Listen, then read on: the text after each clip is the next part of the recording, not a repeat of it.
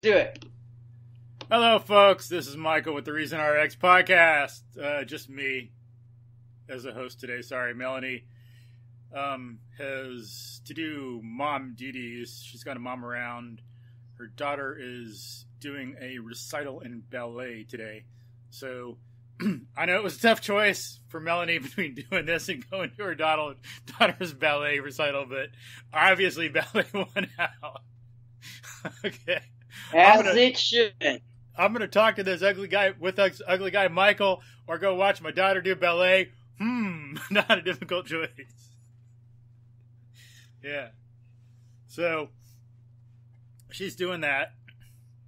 But, so, sorry, folks. You just got to deal with me today. I mean, I have a guest, of course, but, yeah. So,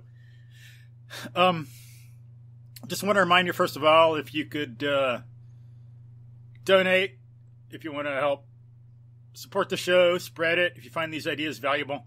I think this concept we're promoting of a holistic education, holistic person is really important. We need to spread this more to, parents, teachers, schools, families. So if you could help out, and in the future sometime, if I can't make a podcast, it'd be nice if Melanie had some headphones, if someone could donate about that. Melanie could have some headphones and make for a better quality recording. Usually I'm the one doing that now, but maybe someday my electricity goes out or whatever. That'd be nice. But so today we're visiting more on the topic of human movement, because that's very important for thriving and doing well and being able to think. It's a fundamental. As we've talked about before, folks, remember, I don't know if you heard in some other podcast, J.J. Gibson, the great psychologist, he developed what he called an ecological theory of perception. So perception is made for animals to move through an environment. There's all this feedback. And I think that's one reason why there's a lot of these two-dimensional illusions, because we're not really made to see two-dimensional stuff. We're made to move through our environment, which is three-dimensional, and that's why the two-dimensional stuff really freaks us out. Whether it's us moving through the environment, some animal, or, if you notice, like when we're standing still, a lot of times a deer or some animal will move its head around. So it's kind of like it's like simulating or doing what it needs to kind of be moving through the environment, so we can see changes and differences like that. It's an important aspect of perception. So, and I think some of this stuff, you listen to some of the other episodes we've recorded, moving in the environment is an important part of human development to be able to function and think and thrive. There's a lot of things that happen to us that cause problems later in life if we're not moving as we naturally should. We've talked about that in some other episodes.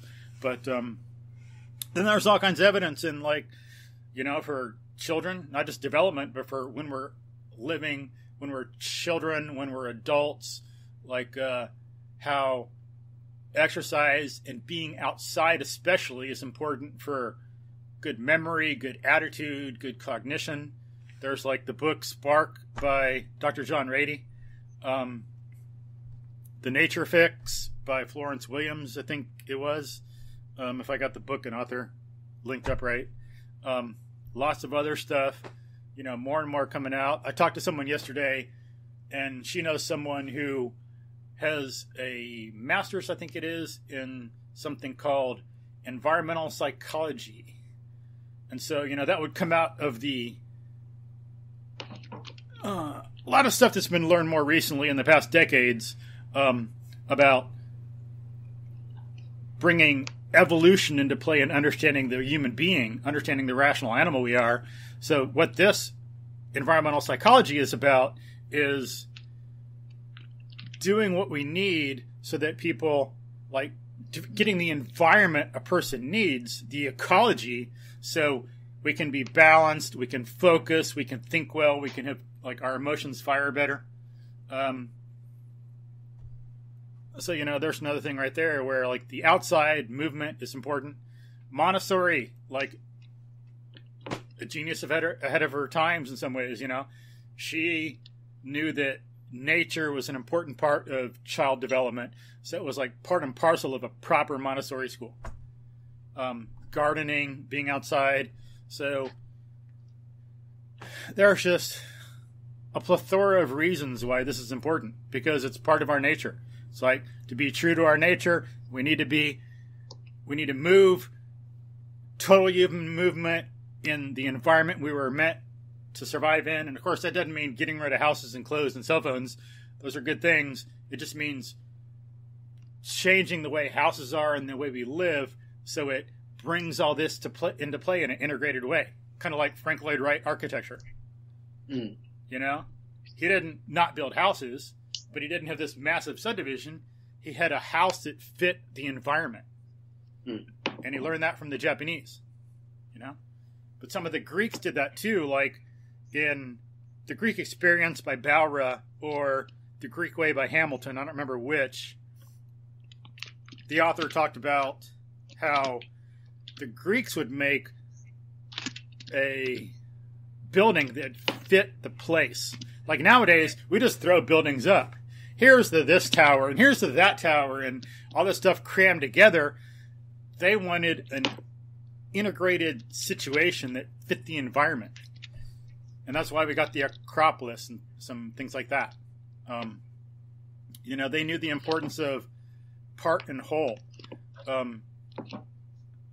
There's too much analysis and focus on detail nowadays and looking at individuals divorced from the whole. That's not really properly Western or human thought. We need to get back more to the holistic idea that the ancient Greeks introduced and developed, and they're the ones that started science. A lot of good things came from there, and we need to look more at how a lot of ancient people have done things to make sure we're not going off track today. So, to talk about some of this, fitness is important, movement. We're going to talk to Jay today. He is, how do you pronounce your last name, Jay? It's Beito. Okay, it's Beito. Beito. Cool. Jay and I we're homies from the Dallas Level 2 MovNat certification this year. We were in the same group. So it was us up there, and who else was with us? Aiden? We had Aiden, Ethan, we had Eric. Sean and Scott. Bill? And who else was there? Bill. That's it. So we're not forgetting you guys. We had a blast. Hell yeah, it was a great time. It was a great cert. Learned a lot, had fun. I got to screw around a lot without being disciplined. My ass kicked. We got dirty, got to do the partner carries in the dirt and mud. Yeah. I'm glad. Like, what was it, Ethan or Aiden? Which one of them volunteered to do that? Got it was them, not me, man. I mean, I get dirty and muddy around here, but that was a cert, and that was different. So. But yeah, that was fun. Eric did a great job. Great instructor. A lot of good, insightful comments about movement. He's a great mover. He was great to watch. We'd get up and we'd do something, and then he just feels he's got to play, so he gets up there and makes us all look like we're uncoordinated, ungainly 3-year-olds. He's moving so smooth and everything. But yeah, just good. And good to watch him do stuff too, not just hear his commentary. Here's some. Yeah, and that Cedar Ridge Preserve was awesome. Oh yeah, it was beautiful. I'm glad he brought us out there. So folks, if you're up in Dallas or in Texas, like, that's one thing you might want to go visit. Cedar Ridge Preserve, south of Dallas. Really, really nice. Unfortunately, I was kind of heartbroken though, because I didn't get to see any rattlesnakes. I was hoping to get some pictures of rattlesnakes from my iNaturalist app. I'm on iNaturalist. And so for some folks who don't know, that's an online database. You know, each person can have their own kind of like personal naturalist notebook, but it's like a app online naturalist notebook. Take pictures of things you see.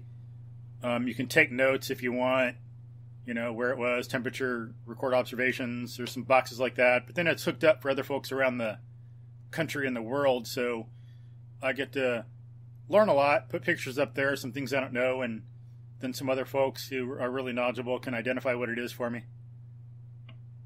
Or if I think it's one thing, but I'm not sure, I can post it and get verification.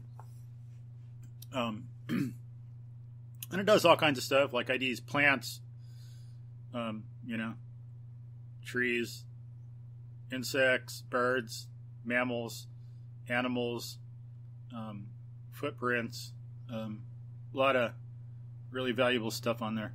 Helps you learn about nature a lot. Nice place to save some pictures too. What's that app called again, Michael? iNaturalist. iNaturalist. Yeah. I guess I should write that too, to make sure I put that in some show notes. Mm-hmm. Put a link to it for folks. Sounds great. Yeah, and I've got 2,880 or something like that now. Wow. Observations. Yeah, like 530 species or something like that. Oh. Yeah. I bet they're gonna start calling you to help write that app, all the stuff. Which by the way are awesome, man. I love your posts. Thank you. Appreciate it. Yeah, they're fun. Love making the nature videos on YouTube and posting about it on Facebook and all that stuff, and letting people see what nature's like and learn to enjoy it and see kind of all the diversity that's out there you don't really see unless you really get out there a lot. It's kind of nice.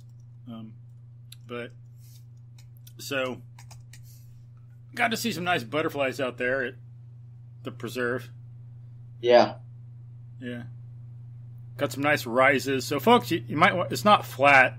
Maybe, parts of it you can like stay flat, stay local, but if you move around more, there's some like hills that would be challenging for some people to walk and run, but really nice steep gradients here and there and beautiful territory, and it's worth some walking out to see some of the little lakes and ponds out there and some of the views. Like that one overlook we looked at, remember that big tower? Mm-hmm. Yeah, it was gorgeous. Mm-hmm. Man, I felt like I was in like Austin or Fredericksburg when I was like looking at that. Like that's in like, so Jay, that's the hill country of Texas. Beautiful. Yeah. Have you seen it or pictures? Have you been there? No. You know, I gotta say, being from California, and I always share this story. I always stereotype Texas is going to be tumbleweeds and desert. You know. Yeah. That's funny. It's like, and to my surprise, each time I've gone to visit, I've been to Dallas, I've been to Arlington. I go in January, you guys have snow. I'm like, what? Yeah. Snow in Texas? Yeah, it surprises us sometimes too. But that's funny. One of my sisters went to school on the East Coast, college, and when she was there, someone asked her, not jokingly, this is serious, I think. Like, so this person was going to come down to Houston for like summer internship job thing, and she was asking my sister about Houston because she thought that there were alligators in the streets. Everyone rode their horses around to work, and there were alligators in the streets. Not. And you got big oil geysers just gushing up right and left, right? Right, and big old longhorn steer walking around in the street. Right. Funny, some of them stereotypes. Yeah. But yeah, we do have some alligators down here. That's good. I know, like, there's some local, maybe 5 or 10 minutes away. I know of a place where there's a few, but I haven't seen them yet, which is really heartbreaking. I've gone over there a few times and watched, but I haven't seen them. I just see pictures other people take of them. I see the pictures, and then I go, like, curl up in my bed and cry for a while. And then realize that I've got stuff to do, and even as much as it breaks my heart, I got to get up and move around, even though I haven't seen the alligators yet. But, yeah. So hopefully one day I can, like, get some pictures on iNaturalist of some alligators around here and some tracks. But, so, yeah, so that was a great time. And, yeah, Jay and I, yeah, we both fist bump. We both passed in Dallas. Didn't have to do any makeup work. That was sweet. Woo! Yeah. But that was fun. I thought one thing that was funny, I thought, since I'm more the nature boy, I'm outside a lot. You know, I mean, other people, they like it, but, I mean, some people are living in a place where they just can't. Yeah. Thankfully, I'm in a place where I can get to the woods, like, in 5 or 10 minutes. Because there's, like, a lot of flood control place along this creek I live near. So houses aren't allowed to be built. And so I can go out, and I've, like, gotten used to, like, you know, just barefoot and shirtless, rolling around in the grass. So it was funny when we were in Dallas. I was out, you know, shirtless rolling around in the grass, and no one else could do it because it would make him itch. Everybody was allergic to that grass except you. You got such a tolerant. I mean, you really adapted to the environment. I think your skin was just immune. No, that's exactly what it is. Adaptation is like, I'm a human being. I'm not special. I'm not like some distinct thing. Everyone can do it. Right. Like, it's like, I'm just a representative, you know? Yeah. But, yeah, just other people got out. They'd be able to adapt the same. Sure. Progression, my friend. Progression. Yeah, that's what it is. Logical progression. Good thing about MovNat. So, let me see. Let's back up a little bit. Let me see. So, folks know a little bit about you. Could you tell us about yourself and tell us about your background? Sure, you bet. So I currently am a high school teacher in Oakland, California, Bishop O'Dowd High School. I teach upper division PE.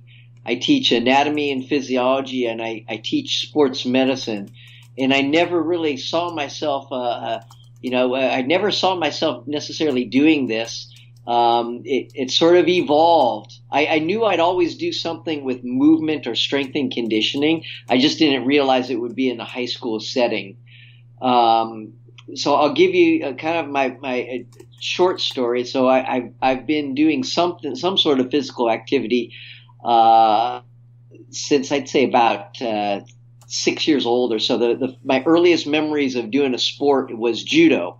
My parents got me involved in judo here in the East Bay. I studied at the International School of Judo, Karate, and Aikido under the direction of Walter Todd in Oakland, California.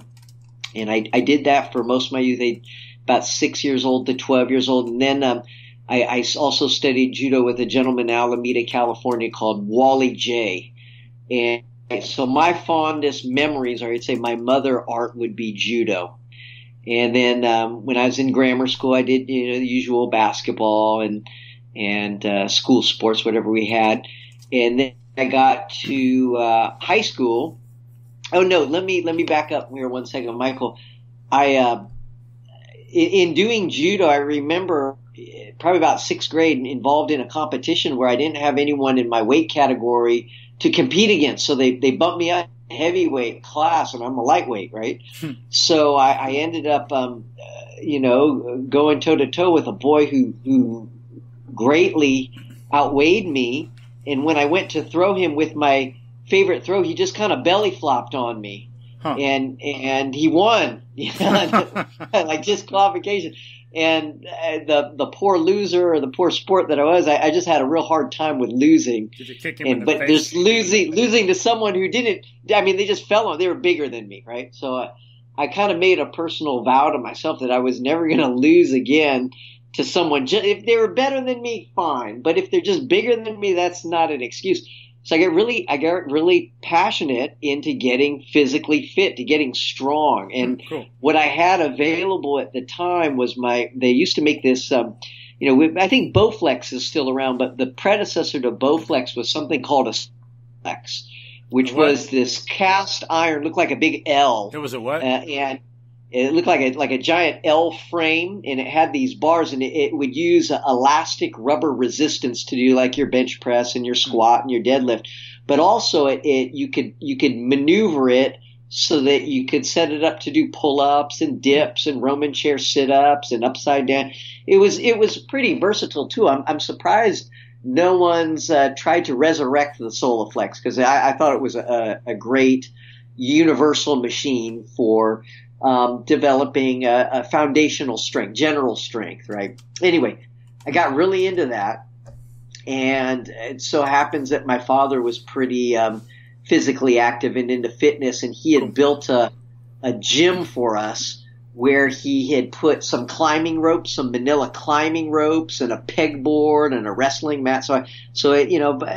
During my preteen years, I had access to this stuff that, during the late 80s, it was really non-existent, unless, maybe a YMCA might have it, but, you'd find this stuff less and less around. Oh, yeah. Too bad. Yeah, I know. And so I was really into that. I got developed good relative body strength, my own weight. And by the time I got to high school, now I had access to free weights, and I just became a gym rat. I think the major influences at that time, we had Arnold Schwarzenegger and Sylvester Stallone with all the action movies. And so I got into doing some bodybuilding and weight training, and I was really fortunate that as a high school during the summer, I chose to intern with a gentleman in Castro Valley, California, by the name of Don Chu. And Don is known among many circles as the father of plyometrics in the West. Huh. He really popularized the use of jumping and jump development training, essentially with track and field and with tennis players and all kinds of different sports. So I would intern in the summer at Athercare, and that exposed me to Olympic weightlifting with one of his coaches by the name of Remy Korchemny and Anthony Graves. So I was exposed to this. I had access to technology that most other high school kids did not have access to. I'll put it that way. And as a consequence, when I'd be in the weight room lifting weights as a freshman or sophomore, the football coaches would notice, like, hey, what's this guy? What's he up to? How come he knows so much? So I got recruited to play high school football, by the coaches. They just saw me that I was pretty self-motivated to pick heavy stuff up.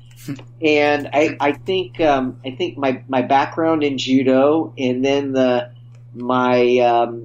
that time my strength to weight ratio was such that I really excelled at football, having no prior football experience. They just kind of threw me on the D line, and I did really well. Cool. And led me into playing collegiate football and collegiate judo. And I went to UC Davis, where I got my undergraduate degree in exercise physiology. And upon graduating from Davis, I worked as a personal trainer and pursued a master's degree in acupuncture and traditional East Asian medicine.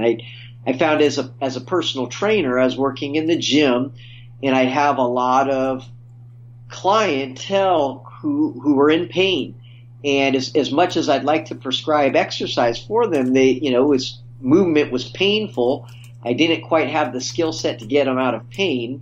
So I opted for, either going into PT, physical therapy, or I had rehabbed some injuries from judo using traditional East Asian medicine, acupuncture, and herbal medicine. So I opted for the Eastern medicine route because I really personally also wanted a greater understanding of mind-body connection, how the mind influences the body and vice versa. Yeah. Also at that time, we're looking at mid-90s or so, at least in the conditioning industry, we were kind of at the age of machines where, Cybex was very popular, Cybex machines and Nautilus machines, a lot of athletes were training using machines, and I felt like I said, hey, I think machines are valuable, but I don't think they're the end-all, be-all. Yeah, it reminds me of like some things in Doctor Who. It's like, upgrade me, Yeah. we will be upgraded. No, I'll stay human. Thank you very much. Exactly. I wanted to explore that realm of sort of gymnastics, martial arts, and how it all tied together between prevention and health maintenance and medicine. And so that's why I chose to look into Eastern medicine and see where that mind-body connection. I think the closest thing I could find in the Western science was a branch of psychology called psychoneuroimmunology. And that's where they're doing a lot of biofeedback and, looking at how, they hook people up to machines and look how when they view certain images, how it affects heart rate and their nervous system and stress hormones and such. Psychoneuroimmunology. Okay. And so we're talking like mid to late 90s. I think UCLA had the premier program, or at least was pioneering it. And another one, John Kabat-Zinn was doing his studies. He was doing about the use of mindfulness in the treatment of chronic pain management and such. So that led me into Eastern medicine, and I did that. I spent 10 years in the field of acupuncture. I've worked as a clinician and as a clinic manager, and I missed working with athletes. I loved the service I was providing for people, but I missed working with a young, healthy, active population. A friend of mine pulled me into coaching high school football. And I loved it. I liked working with athletes, and I enjoyed working with young people. I feel I could really connect and make a difference. And so one thing led to the next. I went from being a volunteer coach to being a part-time coach and still running a private practice in acupuncture integrative medicine, which eventually led me into a full-time high school teaching position. And I still have a practice. I don't do much acupuncture, but more I do workshops on movement and movement as a healing modality, which is what led me to MovNat. Cool. And one thing that folks might find interesting, I don't know how much this is a newer field of research and a newer thing people have figured out, but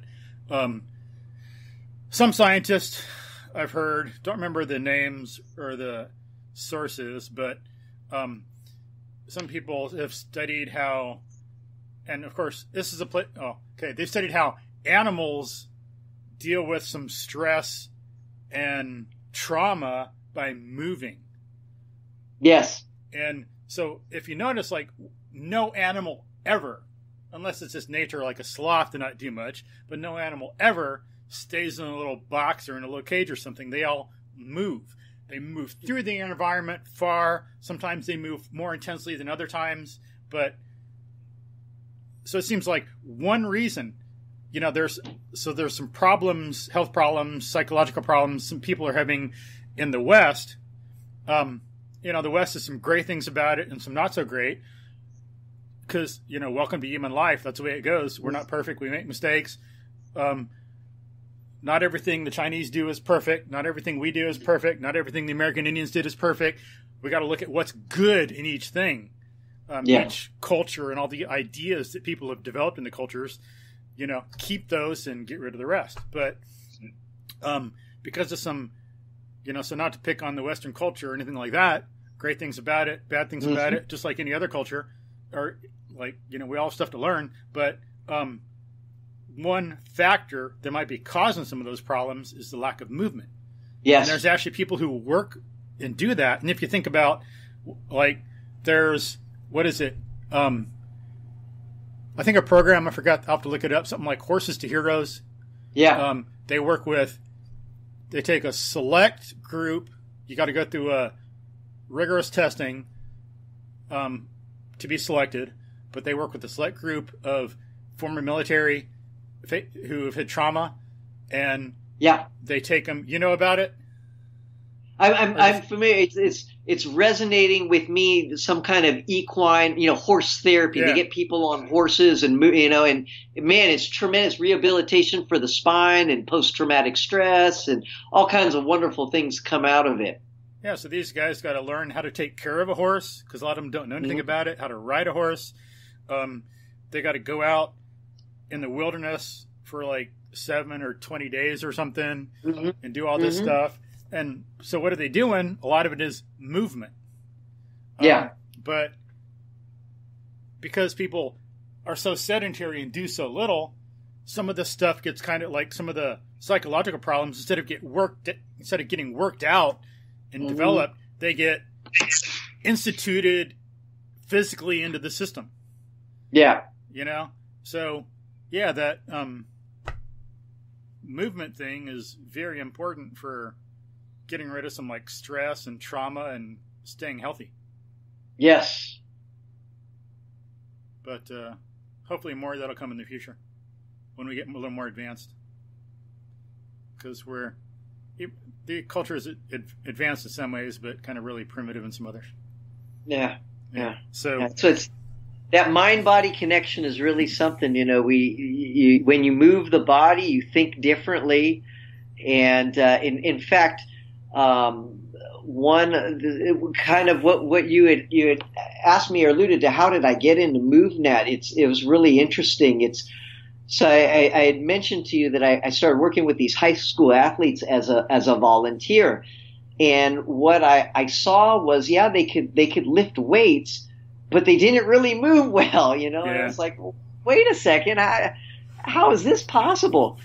And it got me, I became more acutely aware that a lot of them had no foundation in movement. Like, I was fortunate to have been exposed to judo, which I later learned, and now as an adult, that for many Japanese people and cultures, like judo is physical education. That's part of standard physical education curriculum in Japan.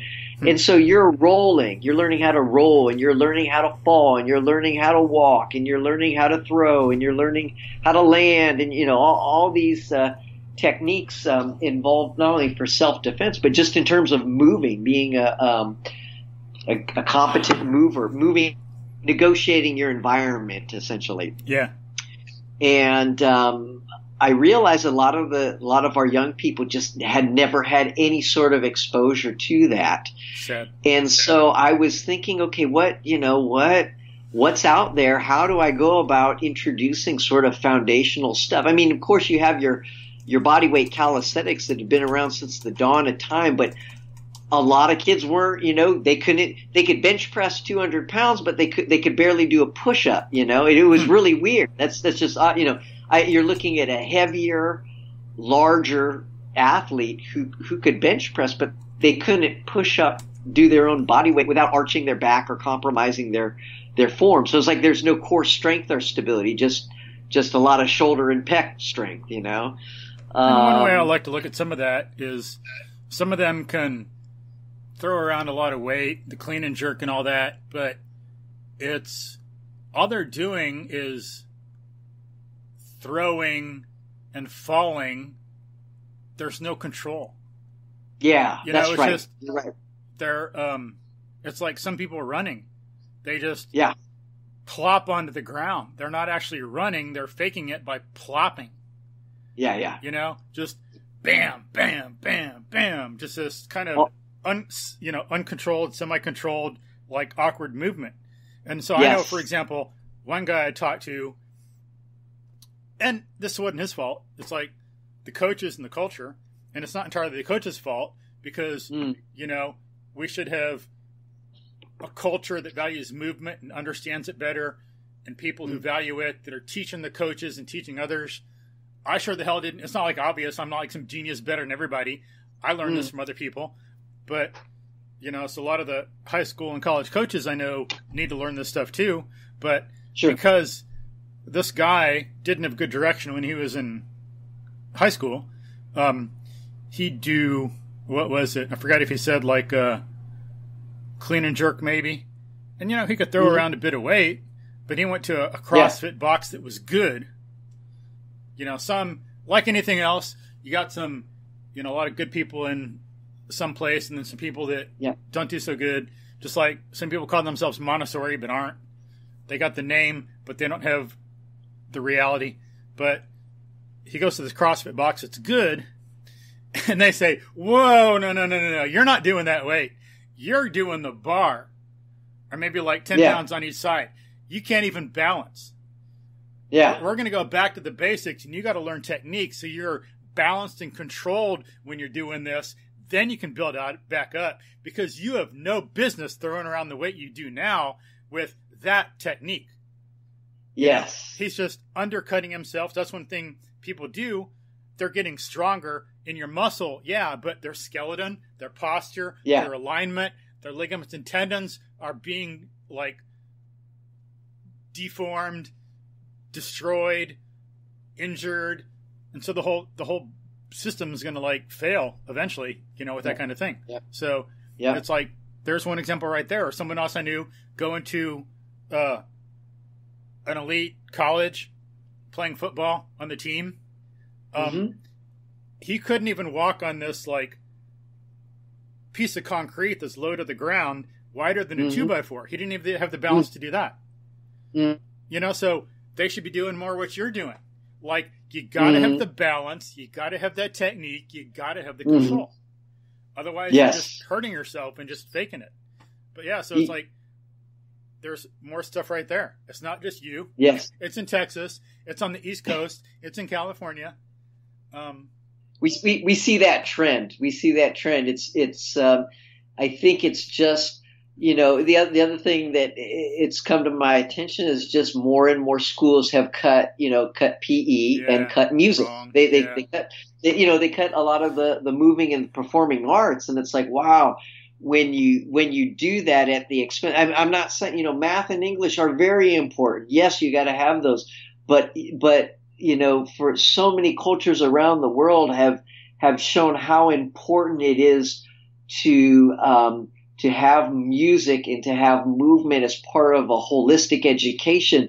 So you have not only the right side of the brain thinking more, but also the integration of both hemispheres, and a lot of that spatial awareness and rhythm and timing that comes from music and comes from movement in general. It's so vital to complete or integrated thinking. And then to function properly. It's like studying more math can help you only to a limited extent. We're not linear systems. We're complex, dynamic feedback systems. And, there's... you can't just study more and more math and just expect to be good at it, because then you're going to be sleep deprived and die. Right. And for proper retention, understanding, memory, function, being able to control your body and write, it takes sleep, it takes good diet, so you got to stop doing math for a while. Yeah. And, people should look at Consilience by E.O. Wilson, Range by David Epstein. Thankfully, people are starting to do more research on that, and they're finding out more and more how, like the title of the book, Range, like the subtitle is How Generalists Triumph in a Specialized World, period. Right there. There's a message. You're not going to be better, and by like studying more academic subjects and doing nothing else, taking away everything else, because we're a rational animal. We're not a rational rock. We're not a rational machine. We're not a rational, like, ghost floating around. We're a rational animal. We have to be an animal to be successful. Right. So you got to get that movement in. There's no way around it. That's like, and people find, like in the book Spark, paradoxically, because of what we believe, it wouldn't be a paradox in a better, more rational, informed culture. But in our culture, paradoxically, you got to have some of that movement to do better in math. Yeah. Yeah. So, because we're like, you got to look at the holistic is a serious thing. It's not an academic issue. Right. Right. You know? Right. Or like, you got to be, if we want to unite theory and practice, well, it's got to be in practice too, and not just in theory. Exactly. So, yeah, I agree 100%. And there's some stuff like folks can look into to find out more about that, and I'll post some of that in the show notes. Like that book by E.O. Wilson. Oh, and I was surprised. I was listening to a podcast the other day, and I was surprised in a way, you know, not because I think he's stupid or anything like that, but just I didn't expect the reference because it's an older book. But like Consilience was written in the 70s. But I was listening to Kelly Starrett, the Supple Leopard, on a podcast. I forget, maybe a Joe Rogan podcast. And or no, I think he was talking to the Unbeatable Mind. What, maybe Mark Devine, ex-Navy SEAL. I think it was on that podcast. And so Kelly Starrett, it's on there. Yeah, I'm pretty sure it was that one. So he's talking, and he talks about the book Consilience. I go, whoa, crap! I didn't expect that. He knows it, great. But yeah, so it's like, you know, here's this dude that he's like freaking buff. I don't remember his background. You know, he probably competed in like some like lifting or something. I don't recall, but you know, freaking PhD in like biomechanics or something. You know, and like on Audible, Consilience is like a freaking like, I don't know, 15 or 18 hour long book. You know, and it's more about, it's a book, it's more philosophical, more epistemological about the theory of knowledge. And Consilience meaning that all knowledge is related. So that idea.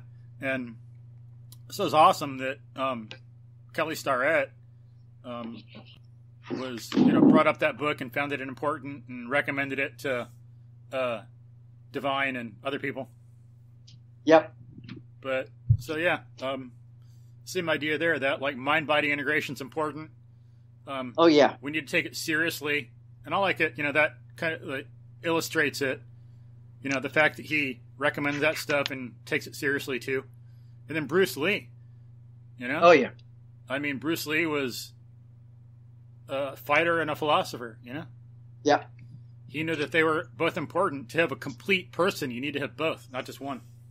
So that's one thing. You bring up a good. You brought up the issue about, and I saw this all the time. Is like students or athletes or people in general had this tremendous concentric strength. You know, they were able to like you said, throw the weight around, but they lacked that motor control. They lacked the stability. They lacked the eccentric and the isometric strength that is developed from really from more of a body weight base, but then it gets transferred. When you learn that motor control, you can transfer that as you handle progressively more challenging tasks or movements. But that isometric and eccentric strength comes from, you're right, proper technique, and it sure helps to have a body weight strength base to start with. One thing in my journey was when I got this position. I started out as a part-time coach, and the first thing I did is I started instead of focusing all my attention on acupuncture, you know, and what I was studying in terms of herbs and all that stuff, I started looking at movement and seeing what was going on in the industry. So we're looking about 2010, between 2007, 2010. That's when Gray Cook's FMS was starting to get, you know, really a mainstream. More and more people hearing about the functional movement screen and why to do it and why it's important and how to get basically, you know, strength coaches or what do you call it? Coaches of teams, of sports teams on the same page with the athletic trainer or the physical therapist of, hey, let's look at how the person moves, and we're looking for any sort of asymmetries where one side is more dominant than the other, or any sort of compromises in posture or movement integrity. So you kind of screen, hey, look, these some red flags before you give this person a weight and have them throw weight around. Can they do a squat? Can they balance on one leg? Can they lunge?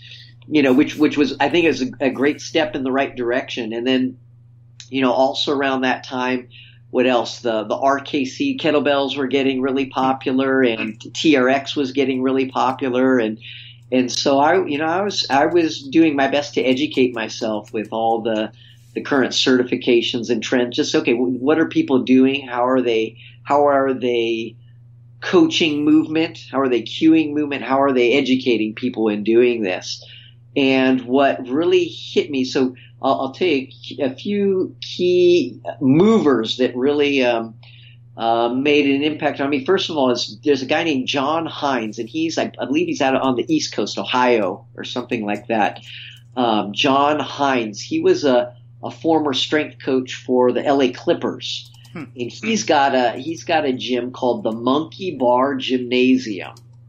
And I went down to San Diego and I did his level 1 certification where he was integrated. He did a form of yoga called Aishin's yoga. He learned from a guy named Roger Aishins, and he would take these yoga postures and show how, hey, you learn the proper posture and breathing from these isometric poses, these yoga asanas, and then you transition that into your calisthenics. So he had a very, very smooth transition from moving from a static isometric hold to an eccentric and concentric movement, like your push-ups, your squats, your split squats.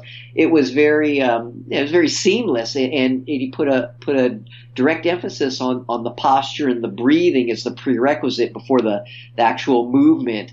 And so I found that really helpful. I said, hey, buddy, I think John's onto something. And then, of course, he would progress it using elastic resistance or kettlebells, or, he had lots of different modalities on how he would do his progressions. But I thought that whole mind-body connection, focusing first on posture and breath and motor control and progressing that into body weight movements, I thought was great. And from him, the next person who I ran into, I was very fortunate to meet Dan John at a kettlebell certification. And Dan was living at the time here in the East Bay. And Dan John he was tremendous coach. He really taught me a lot. He had about 35 years experience working with high school kids. Cool. And was just able to share so much about being a good coach and coaching and technique, and it's just wonderful. I was really blessed to be able to train with him at least once a week over at the Coyote Point Kettlebell Club that he hosted over in San Bruno, San Mateo, South San Francisco. And he had a profound impact on how I worked with high school students in really teaching them to move well first in order to control a load and manipulate a load. Learning to move their body first well, and then technique. He's got a number of wonderful ideas, on the internet in his books, but he's very profound. And then another guy I was fortunate to run into was a gentleman by the name of Ron Jones, and this was about 2016. Actually, before I met Ron, I was at a National Strength and Conditioning Association. NSCA had their NorCal clinic up in Sacramento, and one of the presenters, his name was Rocky Snyder, and he did a great talk on basically the importance of how we're designed to move 3-dimensionally, and making sure that we teach movement in 3-dimensional movement, not just one or two planes of movement, but really emphasizing 3-dimensional movement in an environment. And he gave us he talked a lot about it, and he gave and people who are interested, he shared a lot of files from Ed Thomas. And Ed Thomas is a famous American physical educational specialist. I believe he was a PhD out of Iowa, and he wrote a number of different programs. And he was kind of at the forefront within the kettlebell community. A lot of people were having shoulder problems from overuse or incorrect on presses and stuff. So Ed reintroduced Indian club swinging, the lightweight, almost looked like a bowling pin, the lightweight Indian clubs. Ed reintroduced that into the kettlebell community and was helping a lot of people improve their shoulder mobility and thoracic mobility and rotation.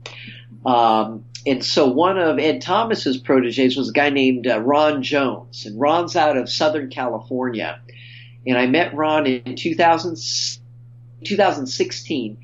I did a restorative movement workshop with Ron down in Southern California, where he showed us clubs, and he showed us a health wand, which is basically like a 5 foot, 6 foot dowel that you use to open up the shoulders and upper back and chest. There's just a million exercises you can do with those health wands.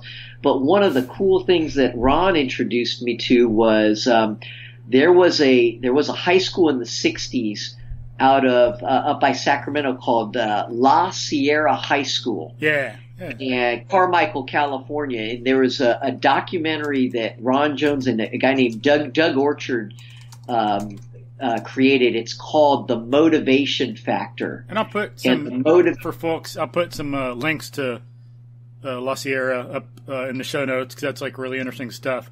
What the kids used to do in fitness.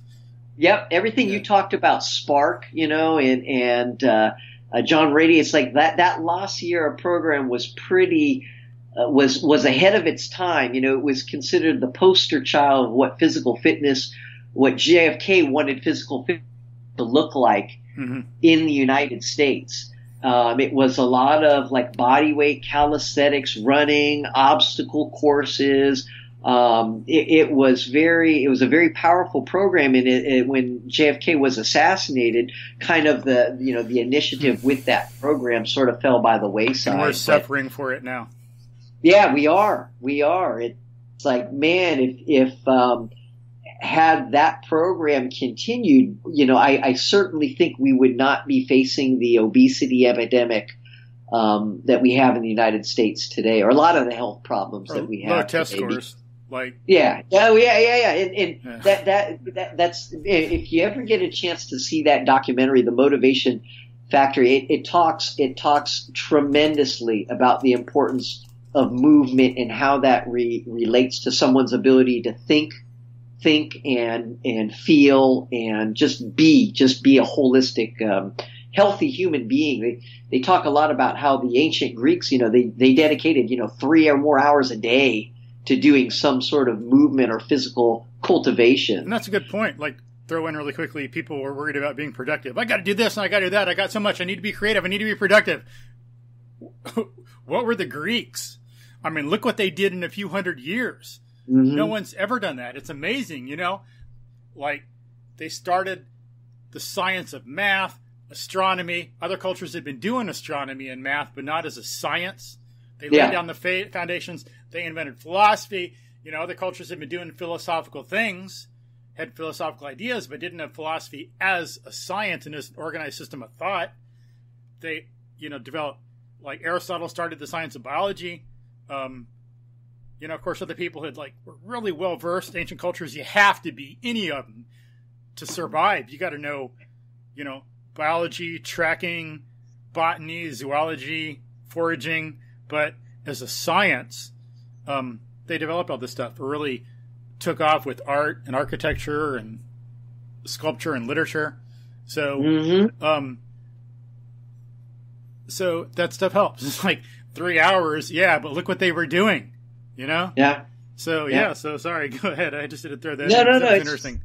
But it's just very powerful. There's the way they were teaching it too, and how they really integrated.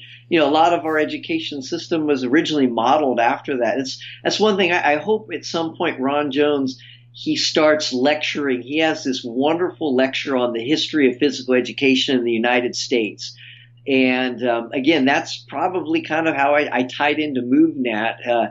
I had heard MovNat, back in 2010 through Gray Cook. Gray Cook references it in his book. Wow, cool. His book, Movement, right? He talks about. He's got a section on there about self-limiting exercises and performing movements like balancing for simple, that, you know, if you're doing it wrong, you get immediate feedback. You fall off that balance beam. So you give people these challenges, or these movement challenges, which are low risk but moderate to high skill, so that they get comfortable, and then build on those progressions. And Ron Jones has this lecture on the history of physical education in the United States, and he talks about, he calls the golden era of PE, which is around like 1860 to 1940s, you know, pre World War II, or you know, early World War II. And he talks about, it's called the Battle of the Systems, and he talks about the history of the German Turnverein movement, and the Czech Sokols, and the French nationalistic system, the way where we have was it Georges Hubert and the natural method, about all these different systems of physical education that at the turn of the 19th century were kind of battling for dominance, or, you know, hey, which system was the best, or which one works, or how do they work, you know, and they all surrounded this sort of curriculum that involved running and jumping and vaulting and climbing, and, you know, very similar to a hybrid between gymnastics. The Germans were really into gymnastics, but then also, again, more like survival skills. Yeah. Which would include like martial arts, boxing, wrestling, fencing, and such, you know. But Ron, he does such a fascinating lecture on that history of physical movement, and that program, that La Sierra program, was developed from that battle of that system. It was the evolution. I'm trying to remember the name of the gentleman. He was oh man, it's on the tip of my tongue, but I'm not remembering. But it was the evolution of that battle of the systems. Whereas around the around World War II, 1940s, a lot of the PE in the United States switched over to kind of a games-based model, where, you know, playing sports essentially as how you learn physical education. Whereas what it's done for us. Right. Whereas the creator of the La Sierra system, he went the opposite way. He said, no, we're gonna stick with the tried and true from the dawn of time. They call it the what was it? Duty to God, duty to country, duty to community. Kind of we are educating our bodies for not only for the improvement of ourselves, but for the safety and protection of the community, and the benefit for the community. Be strong to be useful, or be strong to be helpful. A lot of what MovNat has taken on in terms of its motto or philosophy. And that comes from like George Herbert, right? Yeah. George Herbert. Yeah, that's right. Yeah. That's right. And that actual quote, yeah. Yep. And so, you know, at that time, you know, listening and studying from Ron, I think the closest thing Ron had turned me on to a translation of Herbert's book, The Natural Method. It was a translation by Philippe Till had done a 5-volume translation of The Natural Method from French, which is a great read. If you get a chance to read it, it's fascinating. And what I found was, and I had contacted Philippe and asked him, hey, are you doing any workshops? Are you teaching the natural method? And at that time, he was doing like small private groups, but nothing major. It was more like, you know, private training. But my understanding, as I researched more, it looked like Erwan Lacour had taken the natural method curriculum and, you know, evolved MovNat from that. Mm-hmm. And that's what drew me to 2017. I did my level 1 with Eric with the intent of, hey, this is the curriculum that I've been looking for, and I wanted to know how were people teaching this methodology. Cool. Mm-hmm. Was that in Dallas? That was in Dallas. That's correct. Cool. So that's a long, interesting story. Yeah, a lot of detail. No, it's right? Interesting. It's a combination, like J history, but history of physical fitness and physical education in the United States in like the last 30 or 40 years and its roots. Interesting. Yes. Yeah. Fascinating. But yeah, got a lot of stuff written down. Have to put a lot of show notes. I don't know how much. Sometimes I put show notes in, and then I think I use up the field and it won't let me put anything else in. So it's kind of probably going to be like that on this episode too. I'll try to put in as much as I can, but it'll probably not let me put it all in. But cool, huh? It's good you got get in touch with some of them guys. It's interesting. Talk to them, learn from them, take workshops. That's like fascinating. But okay, Michael, one more key for anyone listening. So I know somebody out there is going to listen to this. And I'm dropping all these names and references because it's really important that we all do our own research. Yeah. And to look these guys up. The founder of that La Sierra High School PE program, his name was Stan Laprati. Stan Laprati was the guy who created that system. And basically it was really revolutionary for its time. Mm-hmm. I believe there's in that documentary, The Motivation Factor, there is one junior high out of Modesto, California that still runs that system to this day. That's nice. And at some point I got to go visit them and I got to see, hey, how are you guys doing it? They got ropes, they got obstacle course, they got the pegboard, they got all that stuff. Oh, fascinating. I wonder, maybe since you know all this technique and you know the MovNat and everything, maybe you can like consult with them and help them learn better technique about hand-foot crawl, breathing, how it all fits together. Because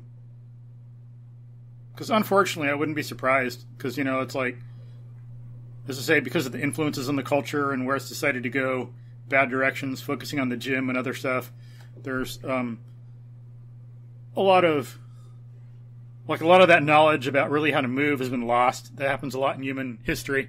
That's one thing. That's why it's important to study the history of science and not just modern science as if everything we believe nowadays is right.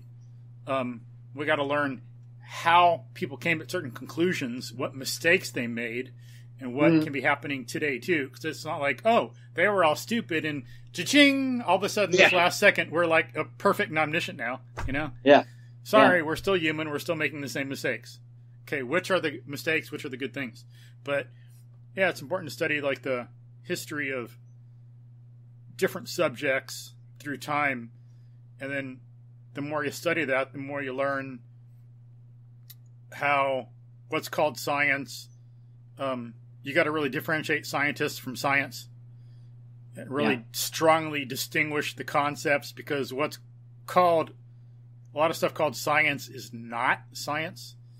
And in the primary sense of the term, I think in a secondary or tertiary sense of the term, you can call it science, but not in terms of a primary sense of science as being accurate, true knowledge. We can extend the concept to include some stuff we're still working on or hypothetical, but in a primary sense, a lot of stuff is not science. Like at one time, this guy, I forgot the guy's name, a German, learned that bees pollinate plants. He was laughed at. Yeah. This is like in the 1700s. Like, I think Goethe, the poet, he was known more of a scientist in his time, and he'd ridicule the guy. It's like, as if they're there for our amusement or something. They're not there. Like, that's not what they do. What do you mean, That's like anthropomorphizing or something like that.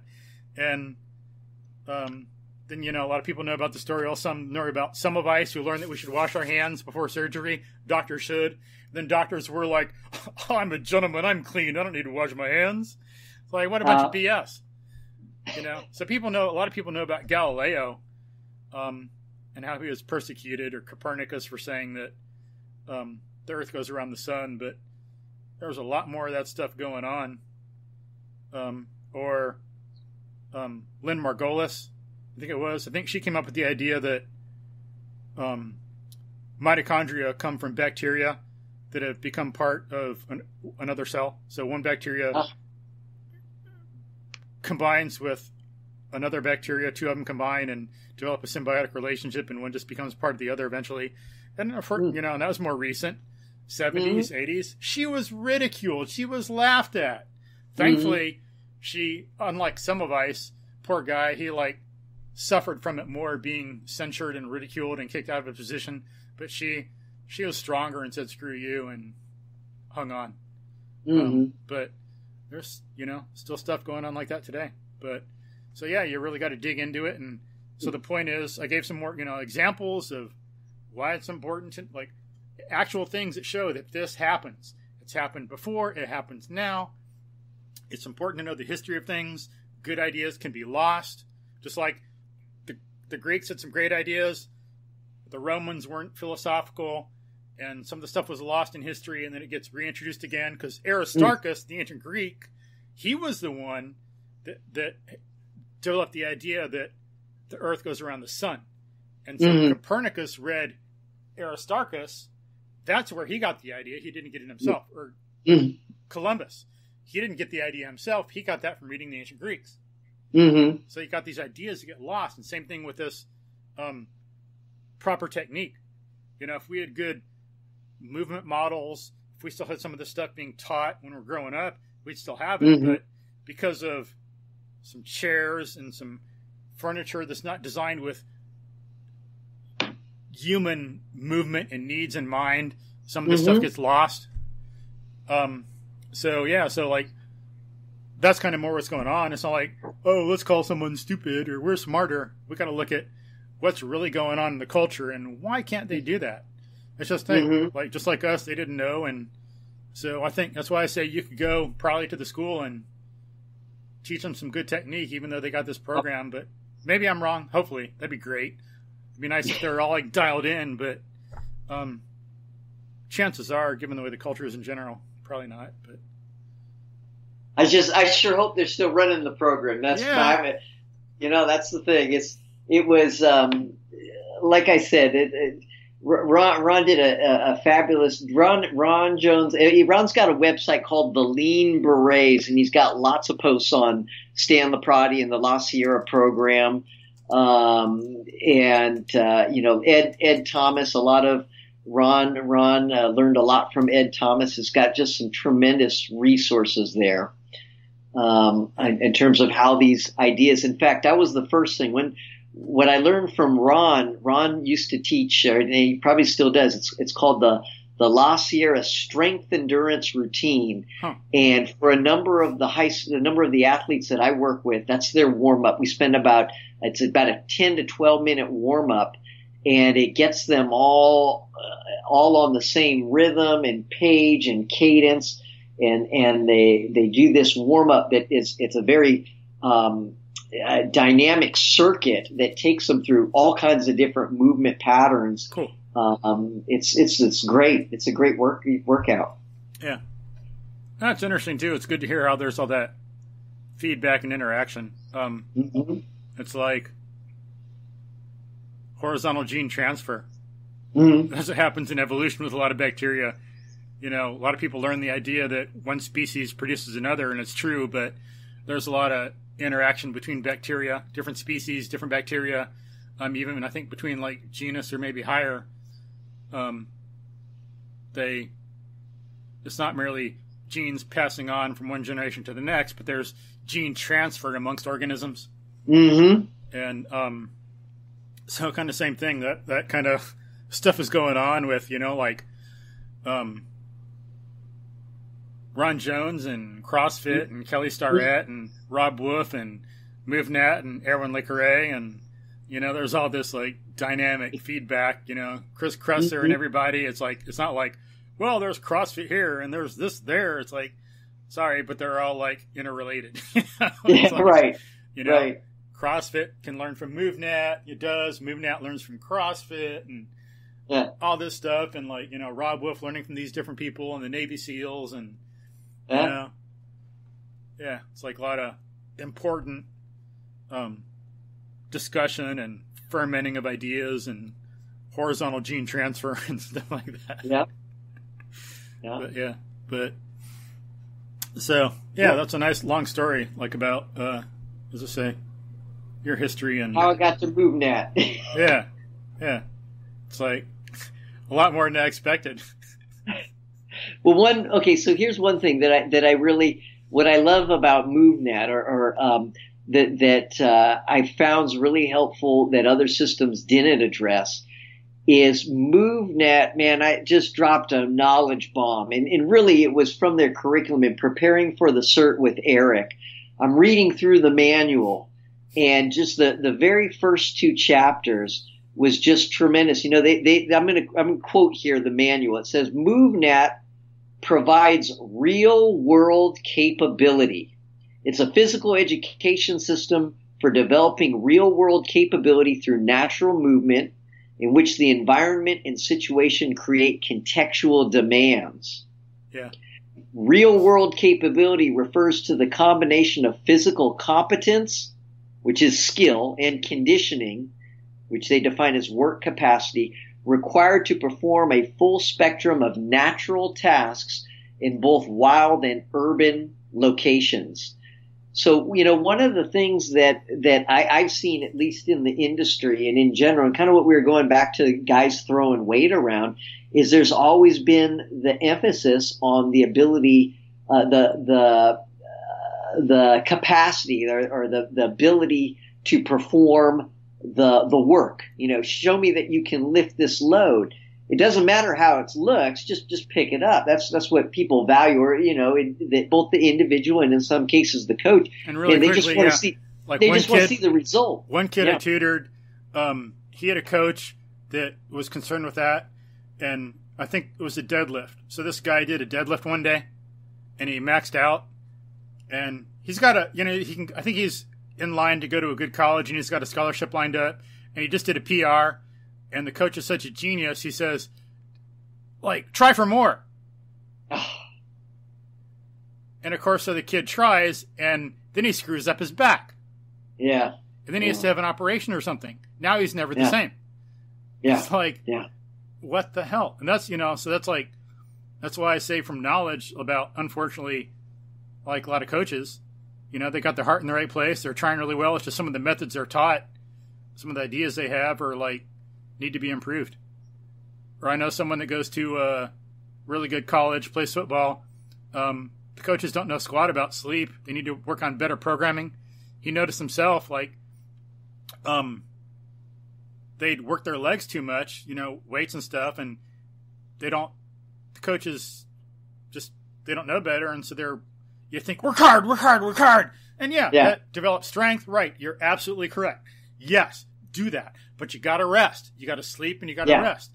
They didn't let him do that. 8 hours of sleep, sorry, like hell. If you're playing college football, you need freaking 10 or 12. Yeah. 8, that doesn't cut it. That's, wrong or irresponsible. It depends on the person.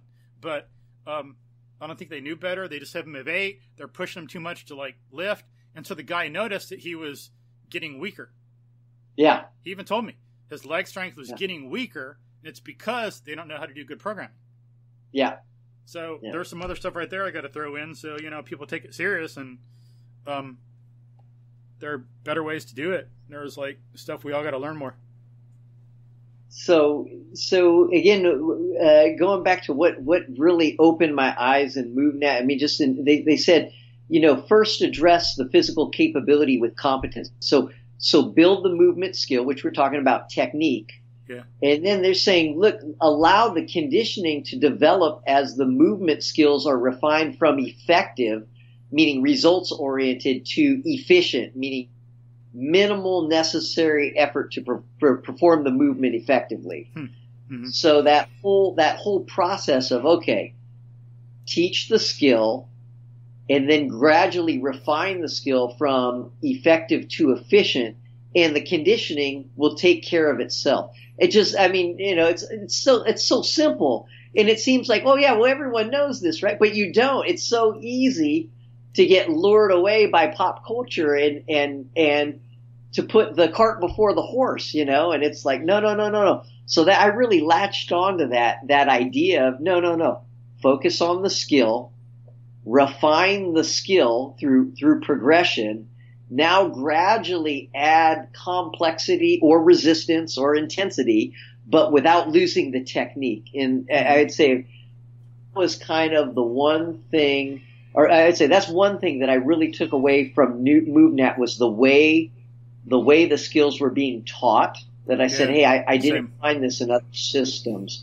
And then the second thing that just again opened my eyes is most at least high school strength and conditioning. I'd venture to say college too. It's so focused on speed development in the form of running and sprinting, and then strength development in the form of lifting. And when I say lifting, most of the programming I look at, most high school and college program is either based on Olympic lifting, powerlifting, or bodybuilding, or a hybrid of all three. And one thing that MovNat, it just opened my eyes, kind of like you're saying, general. It's like, hey, wait a second. Lifting and carrying is only one branch of about 8 different types of movement. You got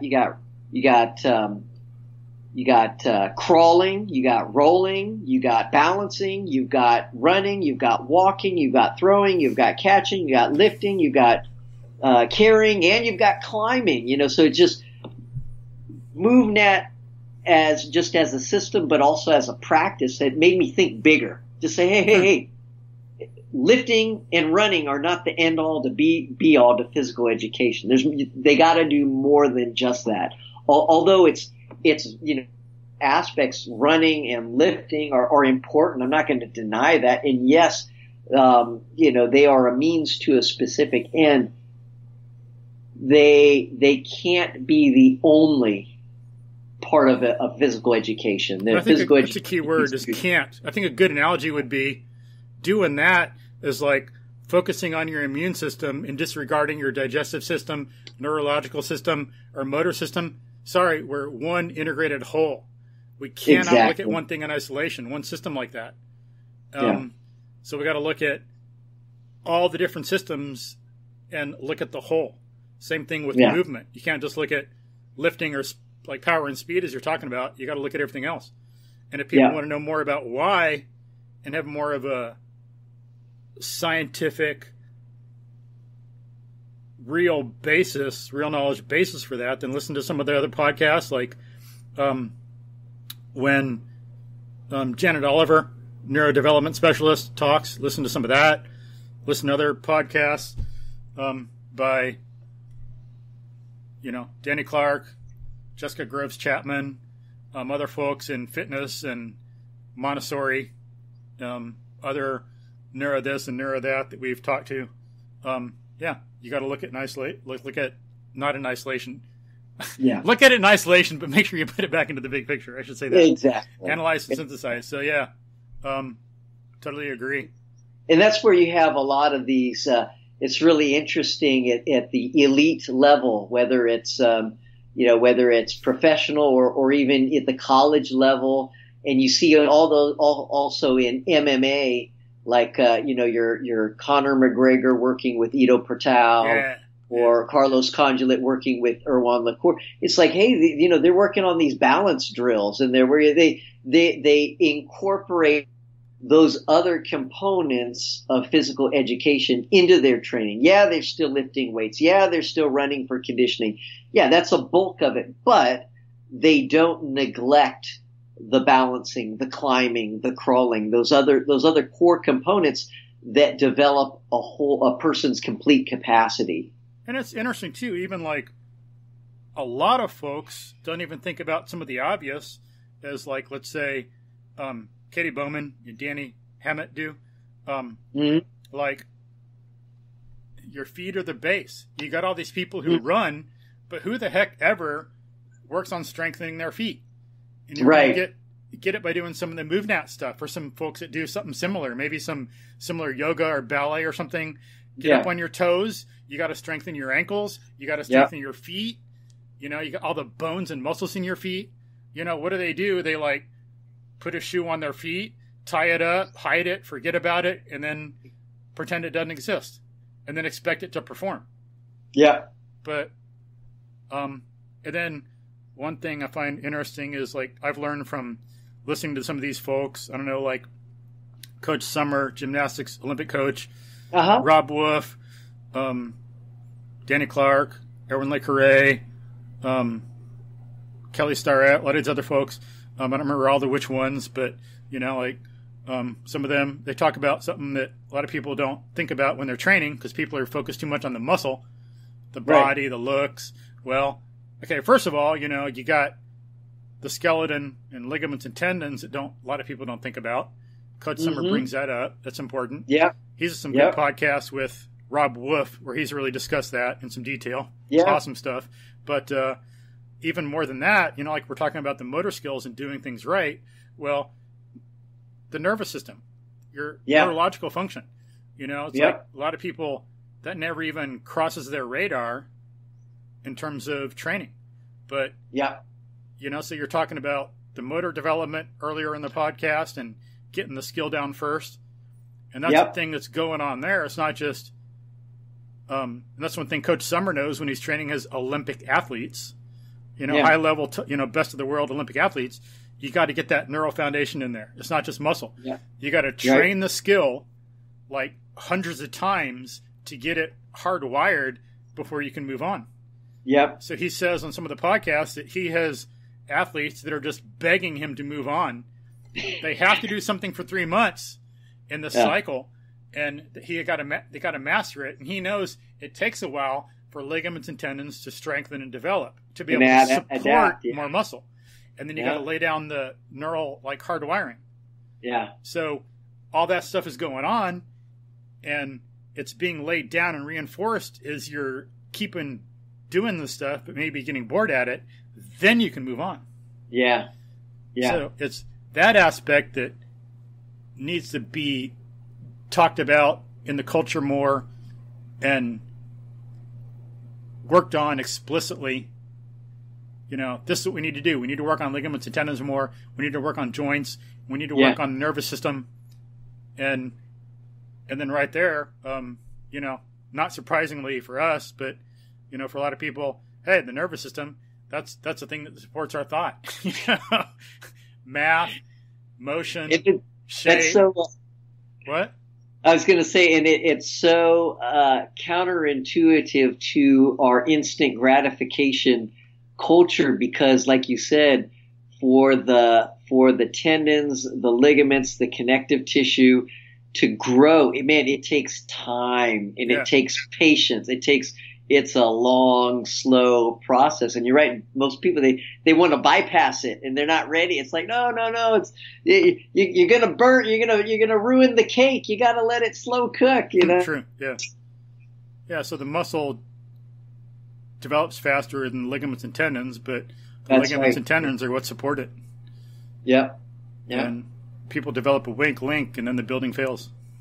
Yeah. Yeah.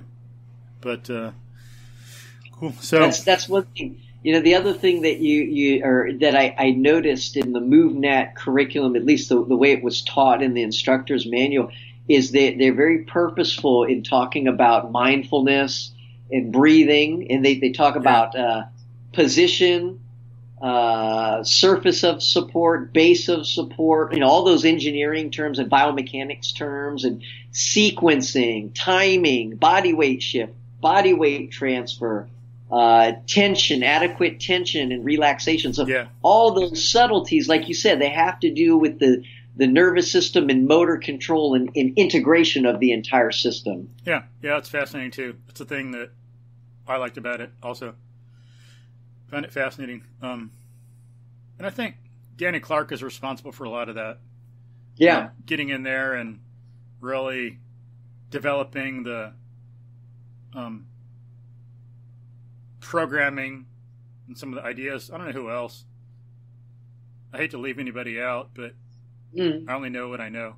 And time is limited and finite, so I can only mention so many people. But Danny Clark had a big effect on that. But so thanks to Danny.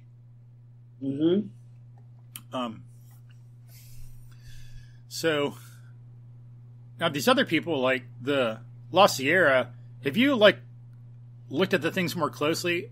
Are they just running through things, or do they have really good technique when they're doing it? Do you know about and Ron Jones? He was solid on technique for bear crawl and stuff.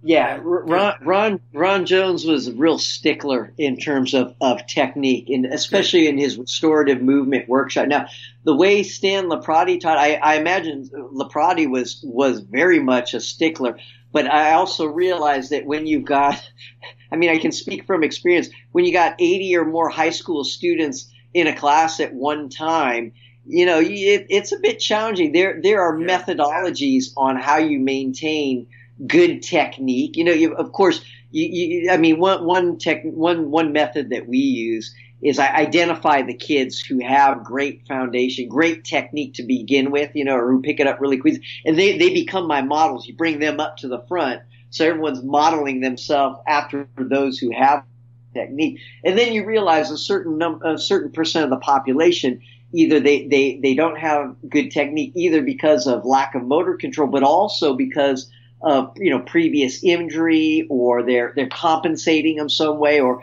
like you said, there's some sort of mental, emotional stress that has distorted their breathing and posture, which makes them move awkward, you know,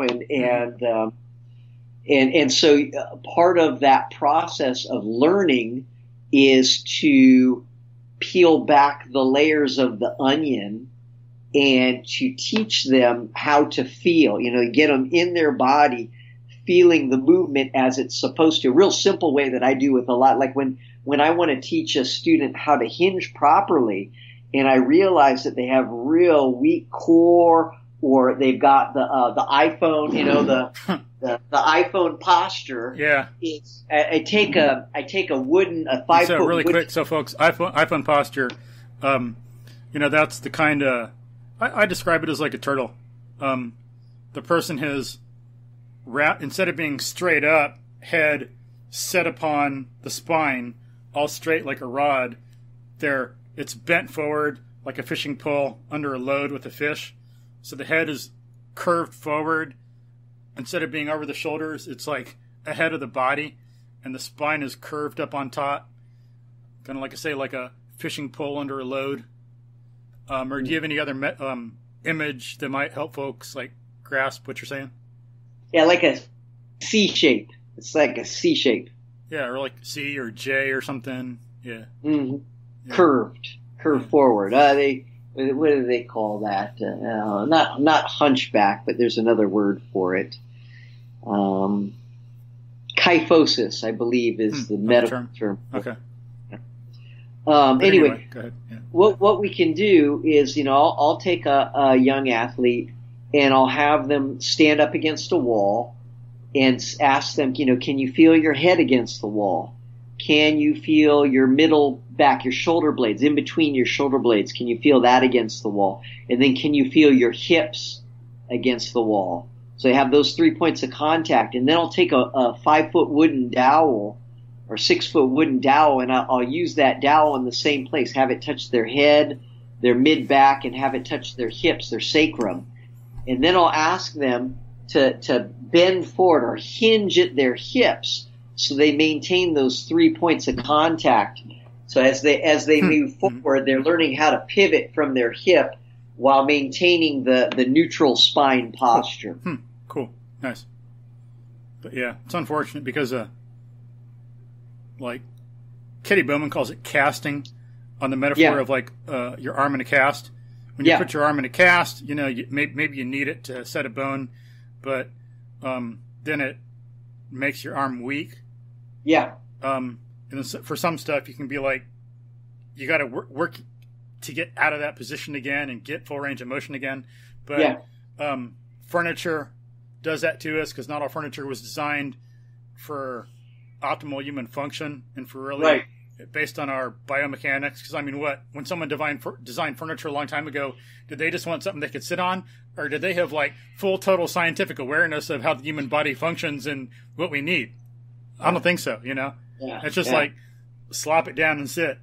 But so then, because a lot of things in our culture like that, we're casted, as Katie Bowman would say.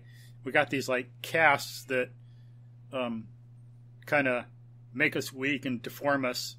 Yeah. And so that's one thing that would cause some people to like have problems with that neutral spine and all that. Yeah, it's unfortunate, but something we got to fight. Yep. But, yep. So yeah, interesting. That's one thing. So, what at least I see with the young people is, like you said, casting from the environment, the furniture, the computers, the technology, all that stuff, and then lack of physical education or even physical awareness for that matter. Man, it's to develop that core and develop the kinesthetic and proprioception. One of the huge things that MovNat has going for it is the whole NDS sequence and going from the ground. What is NDS? Neurodevelopment. Yeah, NDS is neurodevelopment sequence, where they use it. The MovNat uses it. It's what Eric took us through on one of the days as part of our warm up, where we start on our back, and then we roll. We transition to rolling, and we go through all the ground positions and transitions. From laying to sitting to getting up to standing and so on. And the crawling.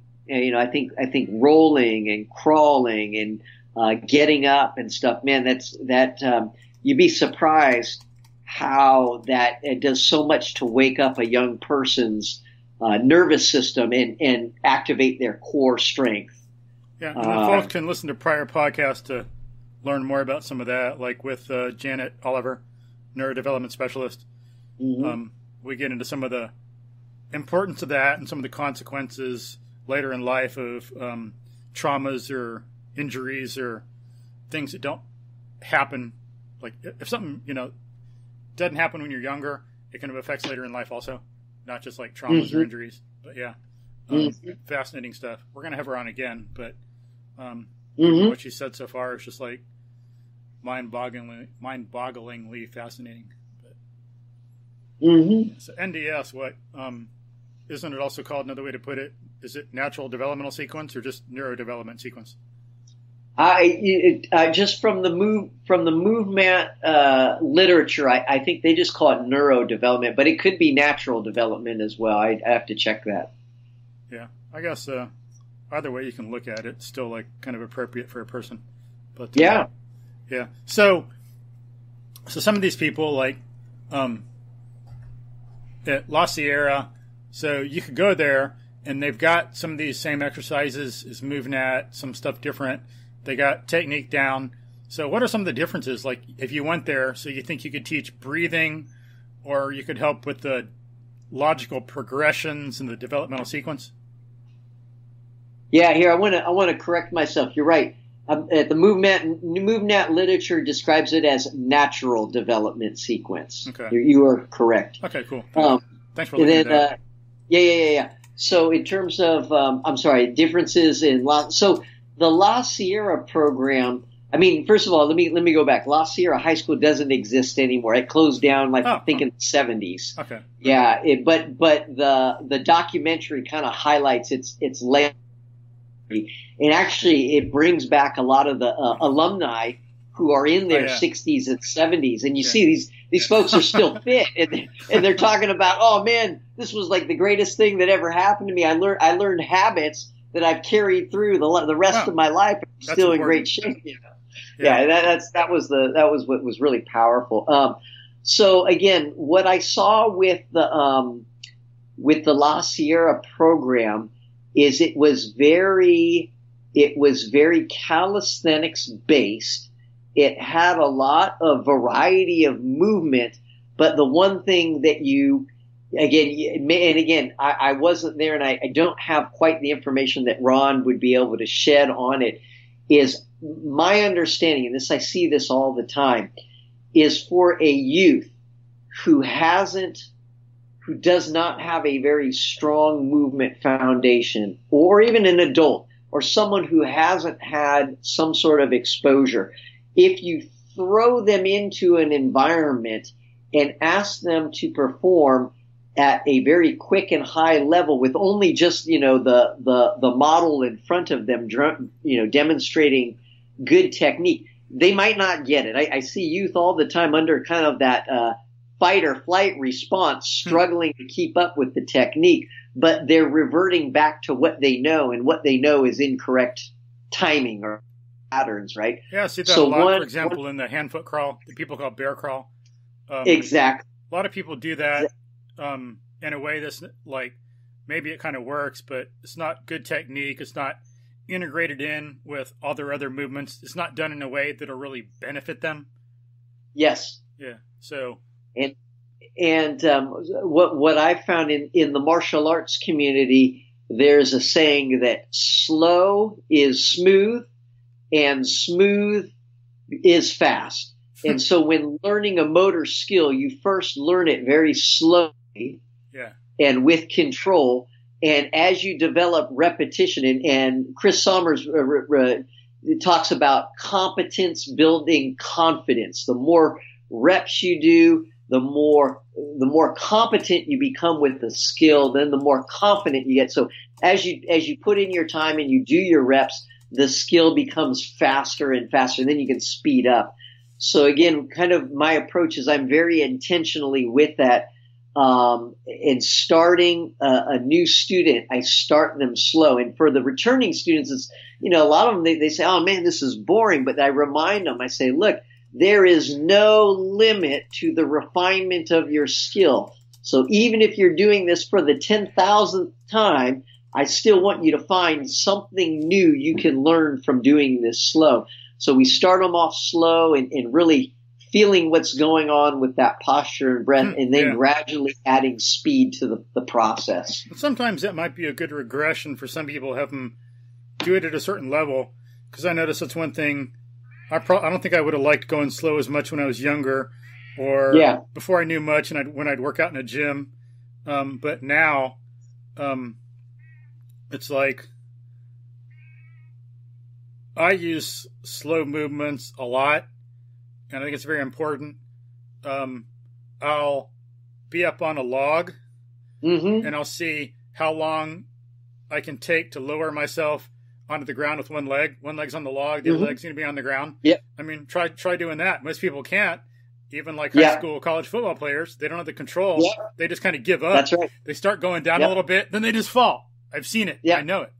And I'll, instead of like being on the balls of my feet, standing up, and instead of going down into a deep knee bend, and then whatever from there, like going into a kneel on the ground, low kneel, or maybe going into a squat and sitting down, I'll take, depending on the day, I'll take 30 or 60 seconds to go from standing up to a deep knee bend and hold it for 30 or 60, and then take 30 or 60 seconds to go from deep knee bend to standing up. Try that. Oh, yeah. Oh, that's great. That's great. I love to go through the woods really slowly.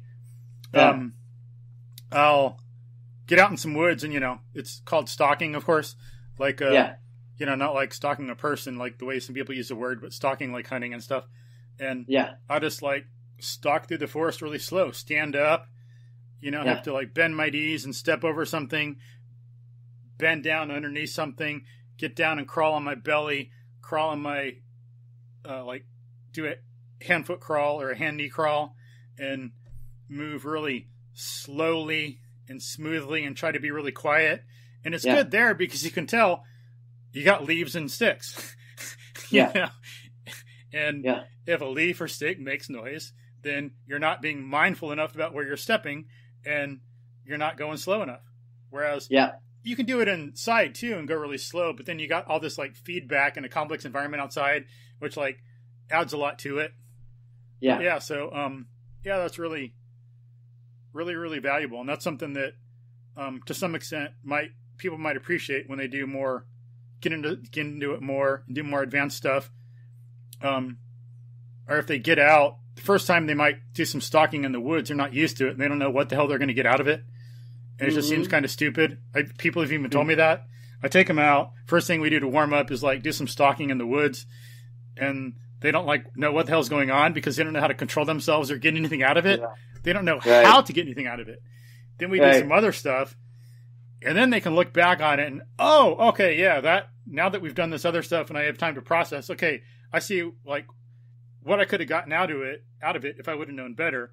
now I'm learning because I've been through it. You've guided me. You've let me experience it on my own.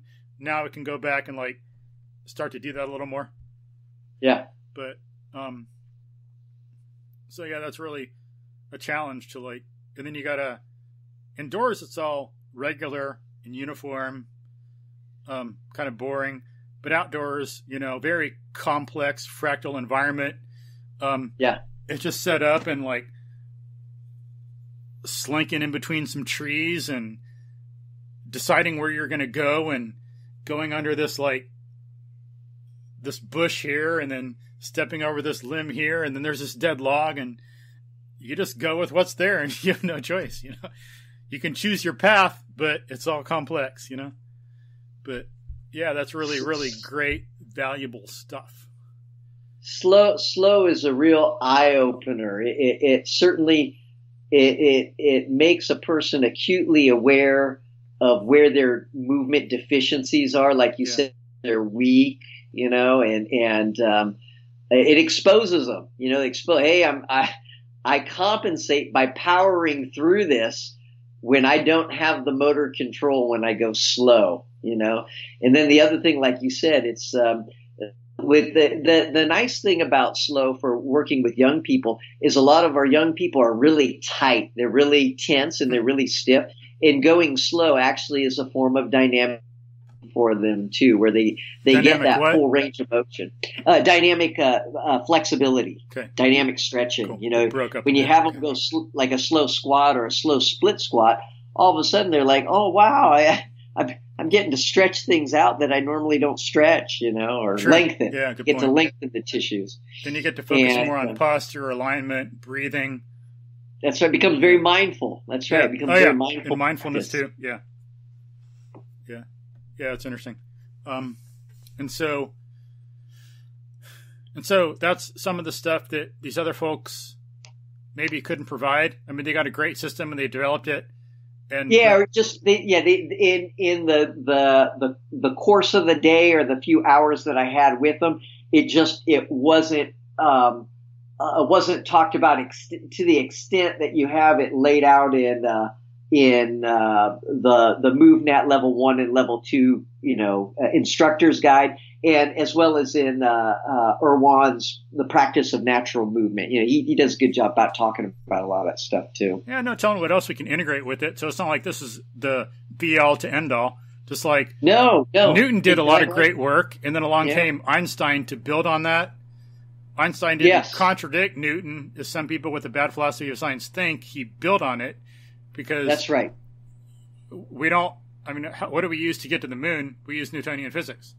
Right. And if, quote unquote, Einstein showed Newton was wrong, we wouldn't do that. It wouldn't work. But, so, you know. And I'll put my caveat on this. It's like, you know, whoever I'm working with, personally, Michael, I got to figure out, okay, who are they? Where are they at? And what are they trying to accomplish? What are their goals? And what I found, what I liked about the MovNat curriculum is, like I said, it's very broad and it's very general. But I also acknowledge that, hey, some people have specifics that maybe need to be addressed in a different way. It's like, so, like you said, MovNat is one system that's filled in a lot of holes in my own personal programming and teaching. But so has all these other things that I've learned too. So now it's finding a way to present the material in a way that makes sense to the clientele that's seeking my guidance. Yeah, like I don't know if you heard it, but Janet Oliver in a previous episode talked about the effects that can happen to someone when they're an adult if the Moro reflex didn't occur when they're young. You got to have a certain breathing reflex occur. And if it doesn't occur when you're young, then people can be, when they're older, they can get easily upset, easily stressed. They can be sensitive to some things. And it's not psychological or anything that's going on now. It's because some, like, the Moro reflex didn't occur when they were younger. So, yeah, there's an example where you got someone different. You'd have to have some kind of special special like programming for them. Mm-hmm. Right? Like I was like freaking autistic or something growing up. I don't know. Never tested, but some like neurological stuff going on. So I know. I think I take a little longer to get some things ingrained than maybe some other folks might. Maybe it's not that case so much anymore, but I know the MovNats helped a lot with the logical programming, and starting from the basis, including groundwork on your belly, on your back, crawling. It helps everything learn to, as some neuroscientists say, fire together and wire together. Yeah. So then you function moving better. From your core. Yeah. Pardon? I said you're moving from your core. Yeah. Yeah. Helps parts of the brain start working again, working properly. So I know from my own experience, as I say, I think it's like MovNat, nothing but MovNat has helped that. Yeah. But yeah. Then, no telling what we might learn with neurology, neurodevelopment, neuroscience, ecology, that might help improve and develop MovNat in the future, just like Einstein helped develop physics. Like you said, they all build off one another when properly integrated. They work synergistically. Yeah, that's the word I was trying to look for earlier. It's good, yeah. But so like. So that makes sense, yeah, like Ron Jones and all these people having things really rock solid in some ways, but then just as it happens in physics, like Aristarchus thought of the idea that the Earth goes around the sun, and people had figured out how big the moon was, how big the Earth was, and that was needed for Aristarchus to do his work, and then people didn't think that the Earth could go around the sun because it's like, well, if it's going around and it's moving so fast, why the hell do we stay on it? Because, if you're like, right. If you got stuff on a cart and it's not fastened down and the horse runs away, the stuff goes off. So how the hell can you explain that? And until people figured out a mechanism, gravity, then that couldn't be explained. So there was some like, that's why there was some skepticism, because to really prove that the Earth goes around the sun, you need more than just, the sun being bigger than the Earth, which Aristarchus knew. And then, then people learned some of that. Galileo does his work. Kepler did his work. At that point, we knew how the solar system worked, and then along came Newton. So same thing. It all builds and develops, and it will continue. But so it's not like CrossFit made up everything out of raw cloth or whatever the term is, out of whole cloth. MovNat didn't develop it out of whole cloth.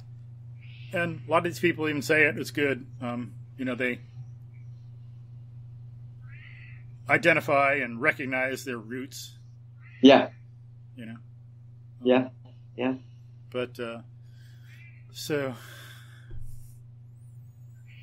And what do you like any other thing you like about MovNat? How does it help any other ways that other systems don't? Well, for me, this is huge, and I don't know what it. Well, okay, let me back up. So remember, I was telling you back in 1996, 1997, I saw everyone on machines. Again, I got my start using a Solaflex machine, so I don't hate on machines, but I couldn't see myself continuing just to use Nautilus machines as my sole sort of physical practice. It's like, no, man, I had to roll and fall and climb, and what I saw was I had friends who were benching 400 pounds, but they couldn't do a pull-up. Or they couldn't climb the rope because like we said, the muscle was very, very strong, but the tendons and the ligaments and the proprioception and the integration of all the systems wasn't there. It was that muscle could only move weight in a horizontal plane, and that was it. Yeah. So what I really like about MovNat personally, and other forms of movement too, is so right now, I'm back into. I'm really loving judo. I like judo, but if I'm not doing judo, boy, MovNat is a great way for me to condition and stretch and lengthen and strengthen and just basically prepare my body so that I can do judo, or other activities. And it's just that variety of movement qualities and patterns, and it's like the buffet, the movement buffet. I'm not limiting myself to only one thing. I'm having a complete and balanced movement diet. Yeah, and it's while you were saying that was reminding me of some examples I can give that really concretize some of that. Like someone I know played high school football. Geez, he could bench 300 or 400, squat 300 or 400. No telling what he could deadlift, but he was a broken mover. So I can do a hand-foot crawl, what some people call a bear crawl, backwards up the stairs. Yeah, he exactly. Not because his joints are messed up. He has bad shoulders. He cannot do it. Right. That's or right. I've some football players I know, high school, college football players. I've taken them out. There's this slope at this park on the side of the road. So I get down, I do a backwards hand-foot crawl with good technique up it, chop, chop, chop, get up there. They can't do it. Yeah. They have bad technique. They can't even make it all the way up before they got to stop. And then, there was another example I was going to give, but, that kind of thing comes up just again and again and again in my own experience, So yeah, they can do a little bit and they got some power or some speed.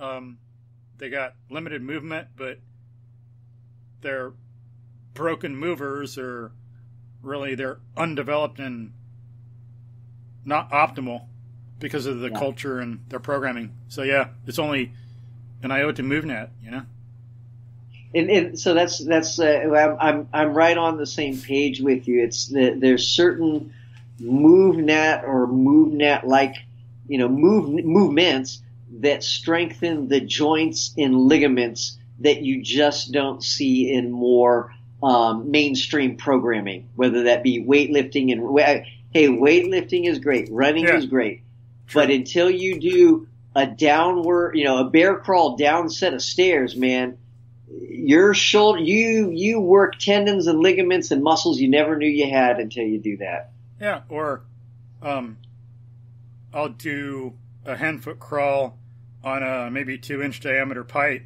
Yep. And to develop that, it takes a while, and the MovNat's good at that. You don't just start there. I think some systems, like some people who do parkour might try to do something, have someone do it right away, but some people who know more about logical development, who teach parkour, are better teachers and wouldn't start that way. You got to start crawling and start on the ground and then go onto a 2x4 and do that a long time, like Coach Summer and some other people, the Olympic coach and others. They'll, from them I got the idea that you should do something like 300, 500, or 1,000 times before you ever move on. So do not jump off a 10-foot elevation and land on the ground until you've done an 8-foot. And do not do that until you've done 5. And don't do that until you've done 3. And don't do that until you've done 1. And don't do that until you've done a bunch on the ground. You got to do 300 or 500 on the ground. 300 to 500 with good technique from 6 inches. 300 to 500 from 3 feet. And so on. It's like that kind of thing. You got to get that neurological foundation locked in and hardwired. Get the ligaments developed, as we've talked about. Then you can move on. But so and allowing those tissues to adapt. I can only do that hand-foot crawl on a bar because of what I've done before through years of training. But to kind of get to the point, like the balance and the strength to do a hand-foot crawl on a bar like that, the upper body tremendous work, you might be surprised. Yeah. Yeah. Because you want to be efficient and use balance to hold yourself there, but it still takes a lot of muscle control. That's right. Yeah. And people, what blows me, what blows a lot of people away is the first time they do that, they say, "Oh my God, you make it look so simple. You make it look so," and then they try it, and then it looks like a very simple pattern, but you're right. The amount of control it takes, man, they're sweating like crazy and they're shaking and they're like, wow, that's intense. Oh yeah. That reminds me of my other story. Sometimes in my apartments, I'll bear crawl, hand foot crawl backwards up the stairs to my second floor apartment. Yeah. And I know someone even said they've seen me in the past and they said I make it look easy. So they tried it. Mistake. Face plant on the stair, right? Yes. Please do not do that. Don't even try. Yeah. Please work your way into it. Yeah. But, so that's funny, but sad. It's interesting. So then I even came across, I think I've told some folks about this before, but, I was out in the woods exercising where I usually go one day, came across some guy who was training for triathlon, I think. And he teaches gymnastics. He's been teaching gymnastics a long time. But, I was talking to him about training. What are you doing? And I was curious. So I said, okay, well, how do you breathe? His mouth was open and his eyes were open and he didn't know what to say because he didn't know. Yeah. And never thought about it, right? Yeah. And no one's brought it up. So he's in a culture or he's doing something from some people. And, unfortunately, it's not something in our tradition as it should be, teaching people how to breathe. Yeah. And it's important because, people can look it up themselves. I've seen websites by people who are experts about breathing. They say 50 to 70% of Americans can't breathe right. Mm-hmm. Everyone can breathe just like everyone can run, but very few can actually do it optimally and efficiently and well. Mm-hmm. It's like sometimes I go out and there's a lot of runners and they're making a lot of noise. Whereas the other day I was running some trails and I'm running along and I go around this bend, around a corner in the woods on this trail, and I look down and there was an armadillo. It didn't even hear me. Mm-hmm. I'm so quiet. I ran right by it and it kept its head in the ground, foraging, digging for worms or whatever. And its ears moved a little bit, but it didn't even know. You weren't loud enough to startle them. Yeah.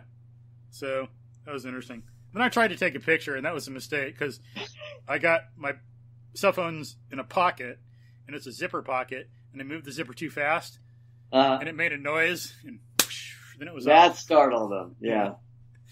But so doing things biomechanically correct is important like that. And that's the breathing. It's not modeled by a lot of movers or a lot of people and it's like a tradition that's kind of been lost. We got to reintroduce. And I appreciate Eric when we did our level 2 with Eric. Oh yeah, that level 2, man. He talked about that, and and he said, hey, look, how his philosophy on that. I'm using breathing to control my fear or to enhance my performance. And I said, oh man, what a healthy way to look at that. And he gave us techniques to practice and to feel for ourselves how it affects our body. Yeah. And I thought that was so useful. And again, it's in many other systems, they may have glanced on it, but for, Eric to spend an hour with us doing that and to have us give us a homework assignment, it's hey, that's pretty powerful. Yeah. And that's I think probably more and more Olympic athletes are getting breathing coaches too, since it's such an important part of functioning. That's one thing you probably know from judo.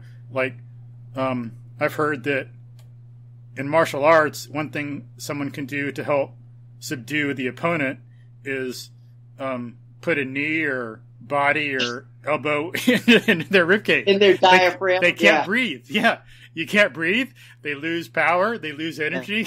they gas out. Yeah. You kind of lose the will to fight when you're tired. You know? Yeah. So people can look it up, that breathing's important for performance. So that's a good illustration right there. But then there's actually people who make money doing nothing but teaching people how to breathe optimally and efficiently. Yeah. So something to really look into. And it's helped, and it's used by a lot of people nowadays explicitly to help control stress, deal with traumas. Mm-hmm. Kind of like what you were saying extends that point of what Eric was saying. Mm-hmm. Yeah. But we've been going on for about 2 hours. It's such an awesome, interesting conversation. But well, I'm loving it. I hope the listeners get something out of it. It's something useful. At least some references to look up. Yeah, and it's good. Yeah, I'm glad you got personal experience with these guys, and because I don't. And it's good to hear. Yeah, they got rock solid technique. It makes sense. It's good to see some of the differences. It's nice to see different, meet different people and learn from different sources, but see principles, patterns, and principles that run through, common principles that run through all these patterns and say, okay, I feel really confident in this because I've seen it with this coach, or I've seen it with this system, and I see it again and again and again. There must be something there because it's so prevalent. Yeah, that makes sense. It's like, for one thing, it's all human movement, so it should be the same. But then, it's important to see some things in different areas to generalize properly. Just like Kitty. Can you hear my kitty? Yeah, I can. He wants to eat, so I guess another reason. He's hungry. Kitty. Another reason, I guess we gotta wrap up a little bit. But so there's a lot of questions we didn't get to, but there's a lot of interesting information just hearing about your background and about having you tell folks about yourself. It's interesting hearing about the history of American physical education and fitness and what's gone on. And because, as you say, for one thing, it's important for people to do their own research. Yeah. As I've said, you said, do your own research. And as I've said, it's important to know the history of ideas. So look back and see where, just because we do things in a certain way and there's a lot of sports, doesn't mean it's best for our kids or our students. Right. Doesn't mean that's what we should do. And then people are all stressed, like running around being soccer moms or whatever. Oh, I got to take my kids here. I got to take my kids there. I got to take my kids here. No.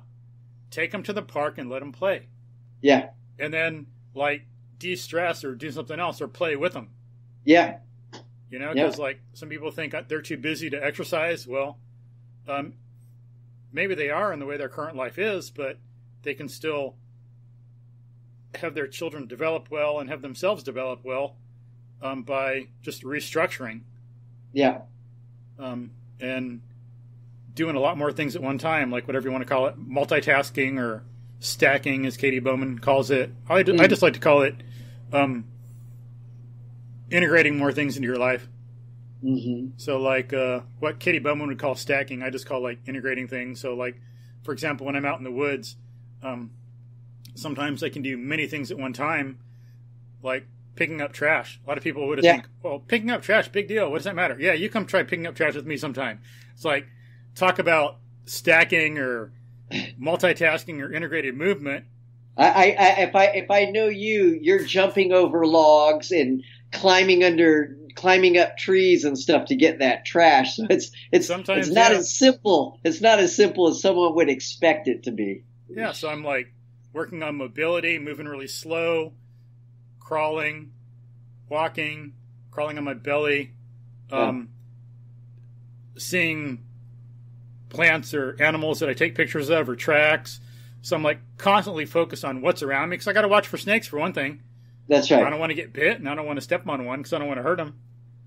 Looking for birds, looking for hawks and owls and snakes, and identifying things as I go by, or getting a pile of trash and thinking, okay, there's this Sabal minor here, and it's a big one, bigger than these others. Okay, there's this American elm tree next to it, and this oak over here. So when I leave, now I know what to look for when I come back. Or I'm crawling along on the ground. Oh, look, I'm going by parsley hawthorn, a young one, and there's some like oak leaves, old oak leaves, brown here on the ground. Oh, look, there's some what's the name? Grape, not Mustang grape, frost grape leaves on the ground here. Just like identifying nature, taking pictures, working on mobility, picking up trash, kind of like fully present in that process. Yeah, being mindful, right?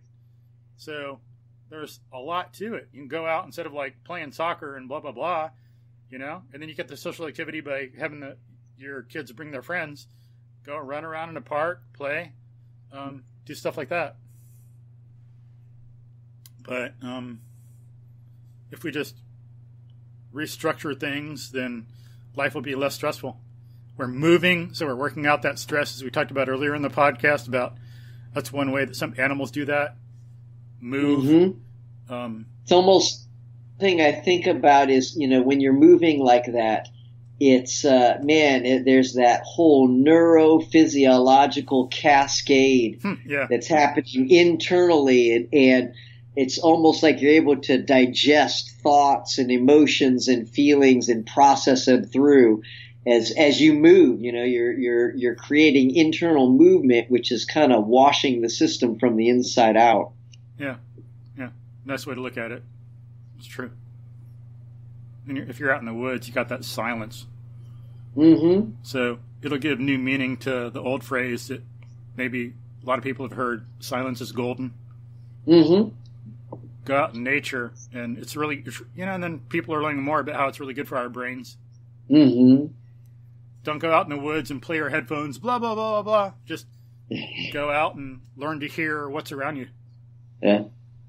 Like, I think Katie Bowman says when she's out in the woods and she's quiet, she's listening, she can hear ants crawl sometimes. Wow. When she's like, I think closer to the ground. Yeah.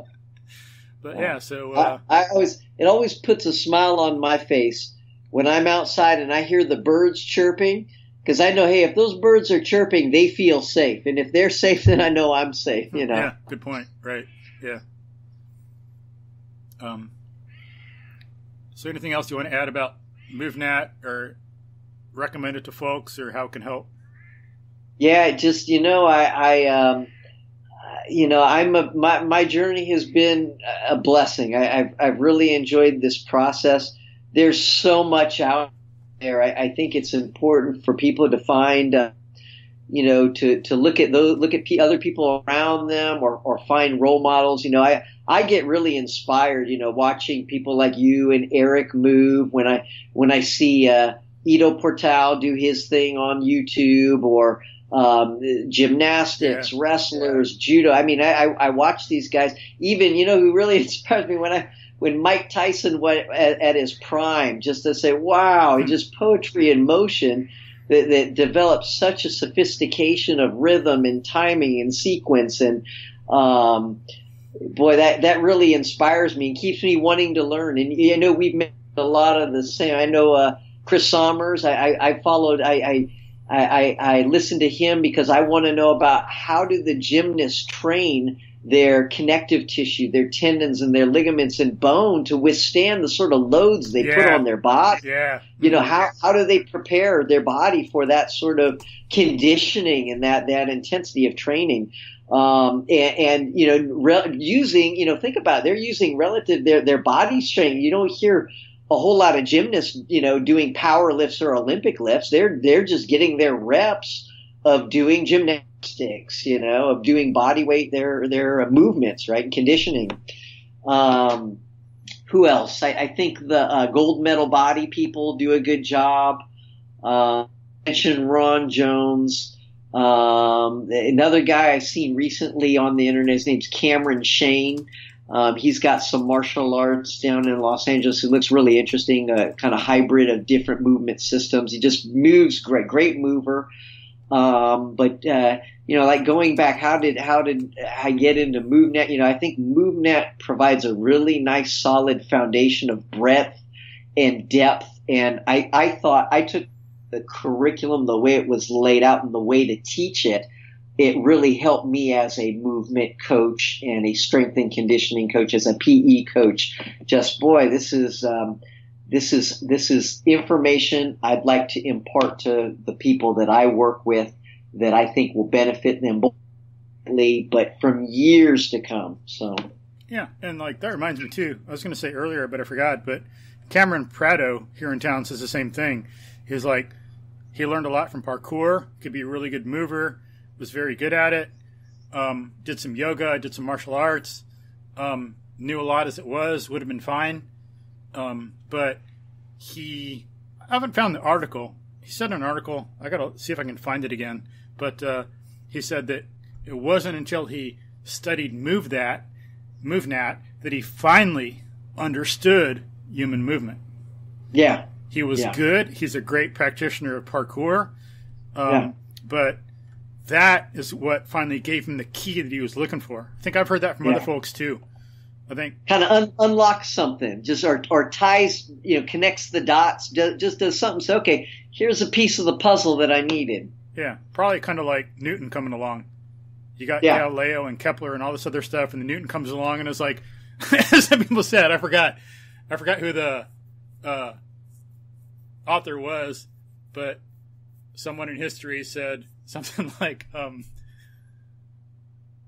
let me paraphrase, God said, let there be light, and there was Newton, or something like that. Another thing I really like, Michael, and maybe we'll get into it on another podcast, is I like to see people who are older, much older than me, in their 60s and 70s and 80s, who still move well. Some person who comes to mind is Steve Maxwell. Cool. Who's, in his 60s, still doing Brazilian Jiu-Jitsu, is still in great shape. And it's like, I want to, as I age, I want to age gracefully, and I want to move well as I get older. Yeah. That's another thing. We need more, like, movement role models like that. There's the bad idea in the culture that you get, quote-unquote, old after 30, it's over, you go downhill. And then a lot of people give up. And that's sad. It'd be nice if there were better ideas in the culture, so men and women realize more of their full human potential, their movement potential. Because part of the human potential is the movement potential. Really develop that and be the best you can be. Then they can, live longer, help take care of their grandkids, play more with their grandkids, remember more, not, suffer from some of that horrible Alzheimer's and Parkinson's and stuff. It'd be nice if we could have like a culture where that didn't happen as much, if at all. It's like, it's sad and unfortunate, but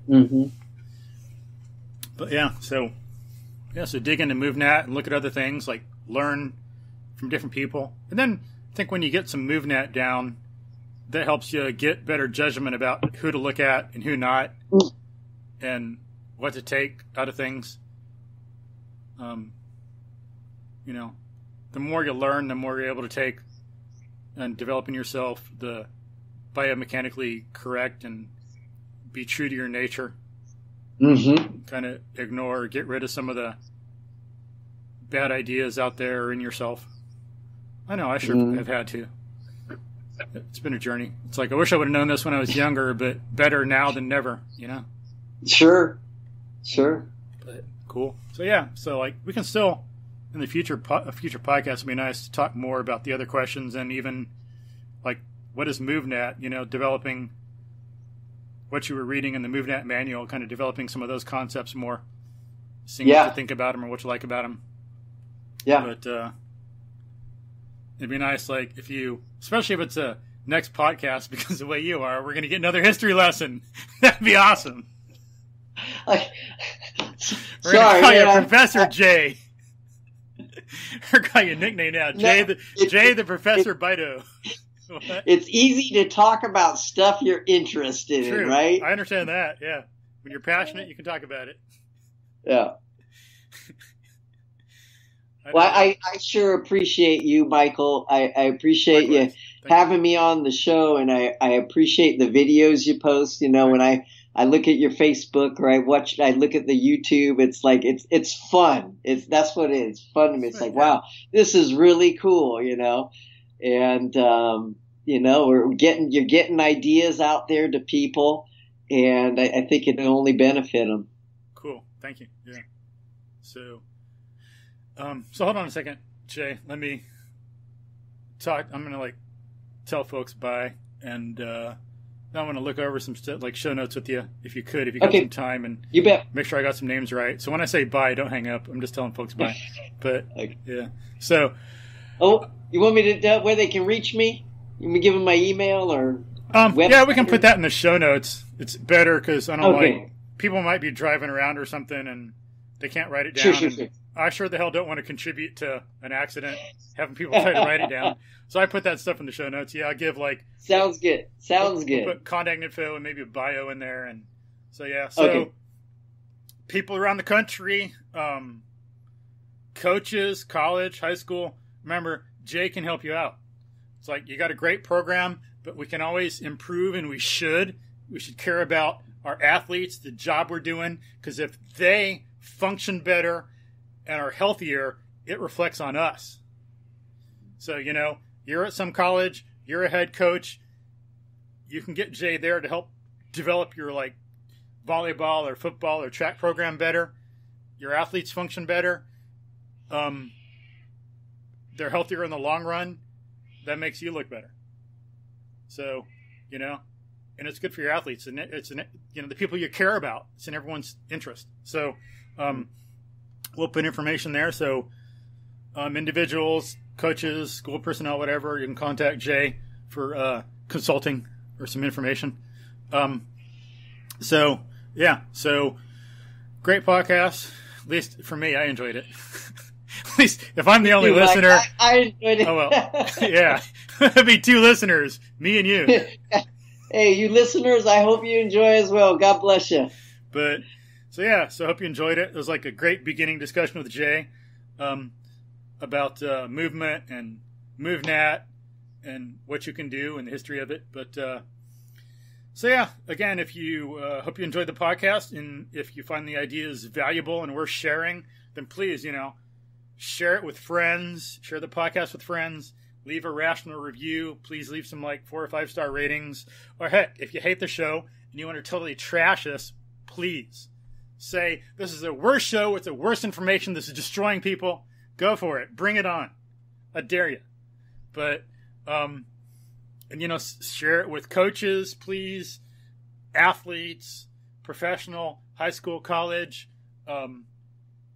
share it with parents, because this information can help all different kinds of people. We might even be talking about one point in the podcast, college coaches or something, but it relates to us, how we can make ourselves better, to parents, to volunteer coaches, all around the board. It's about making us individually better and making our culture better.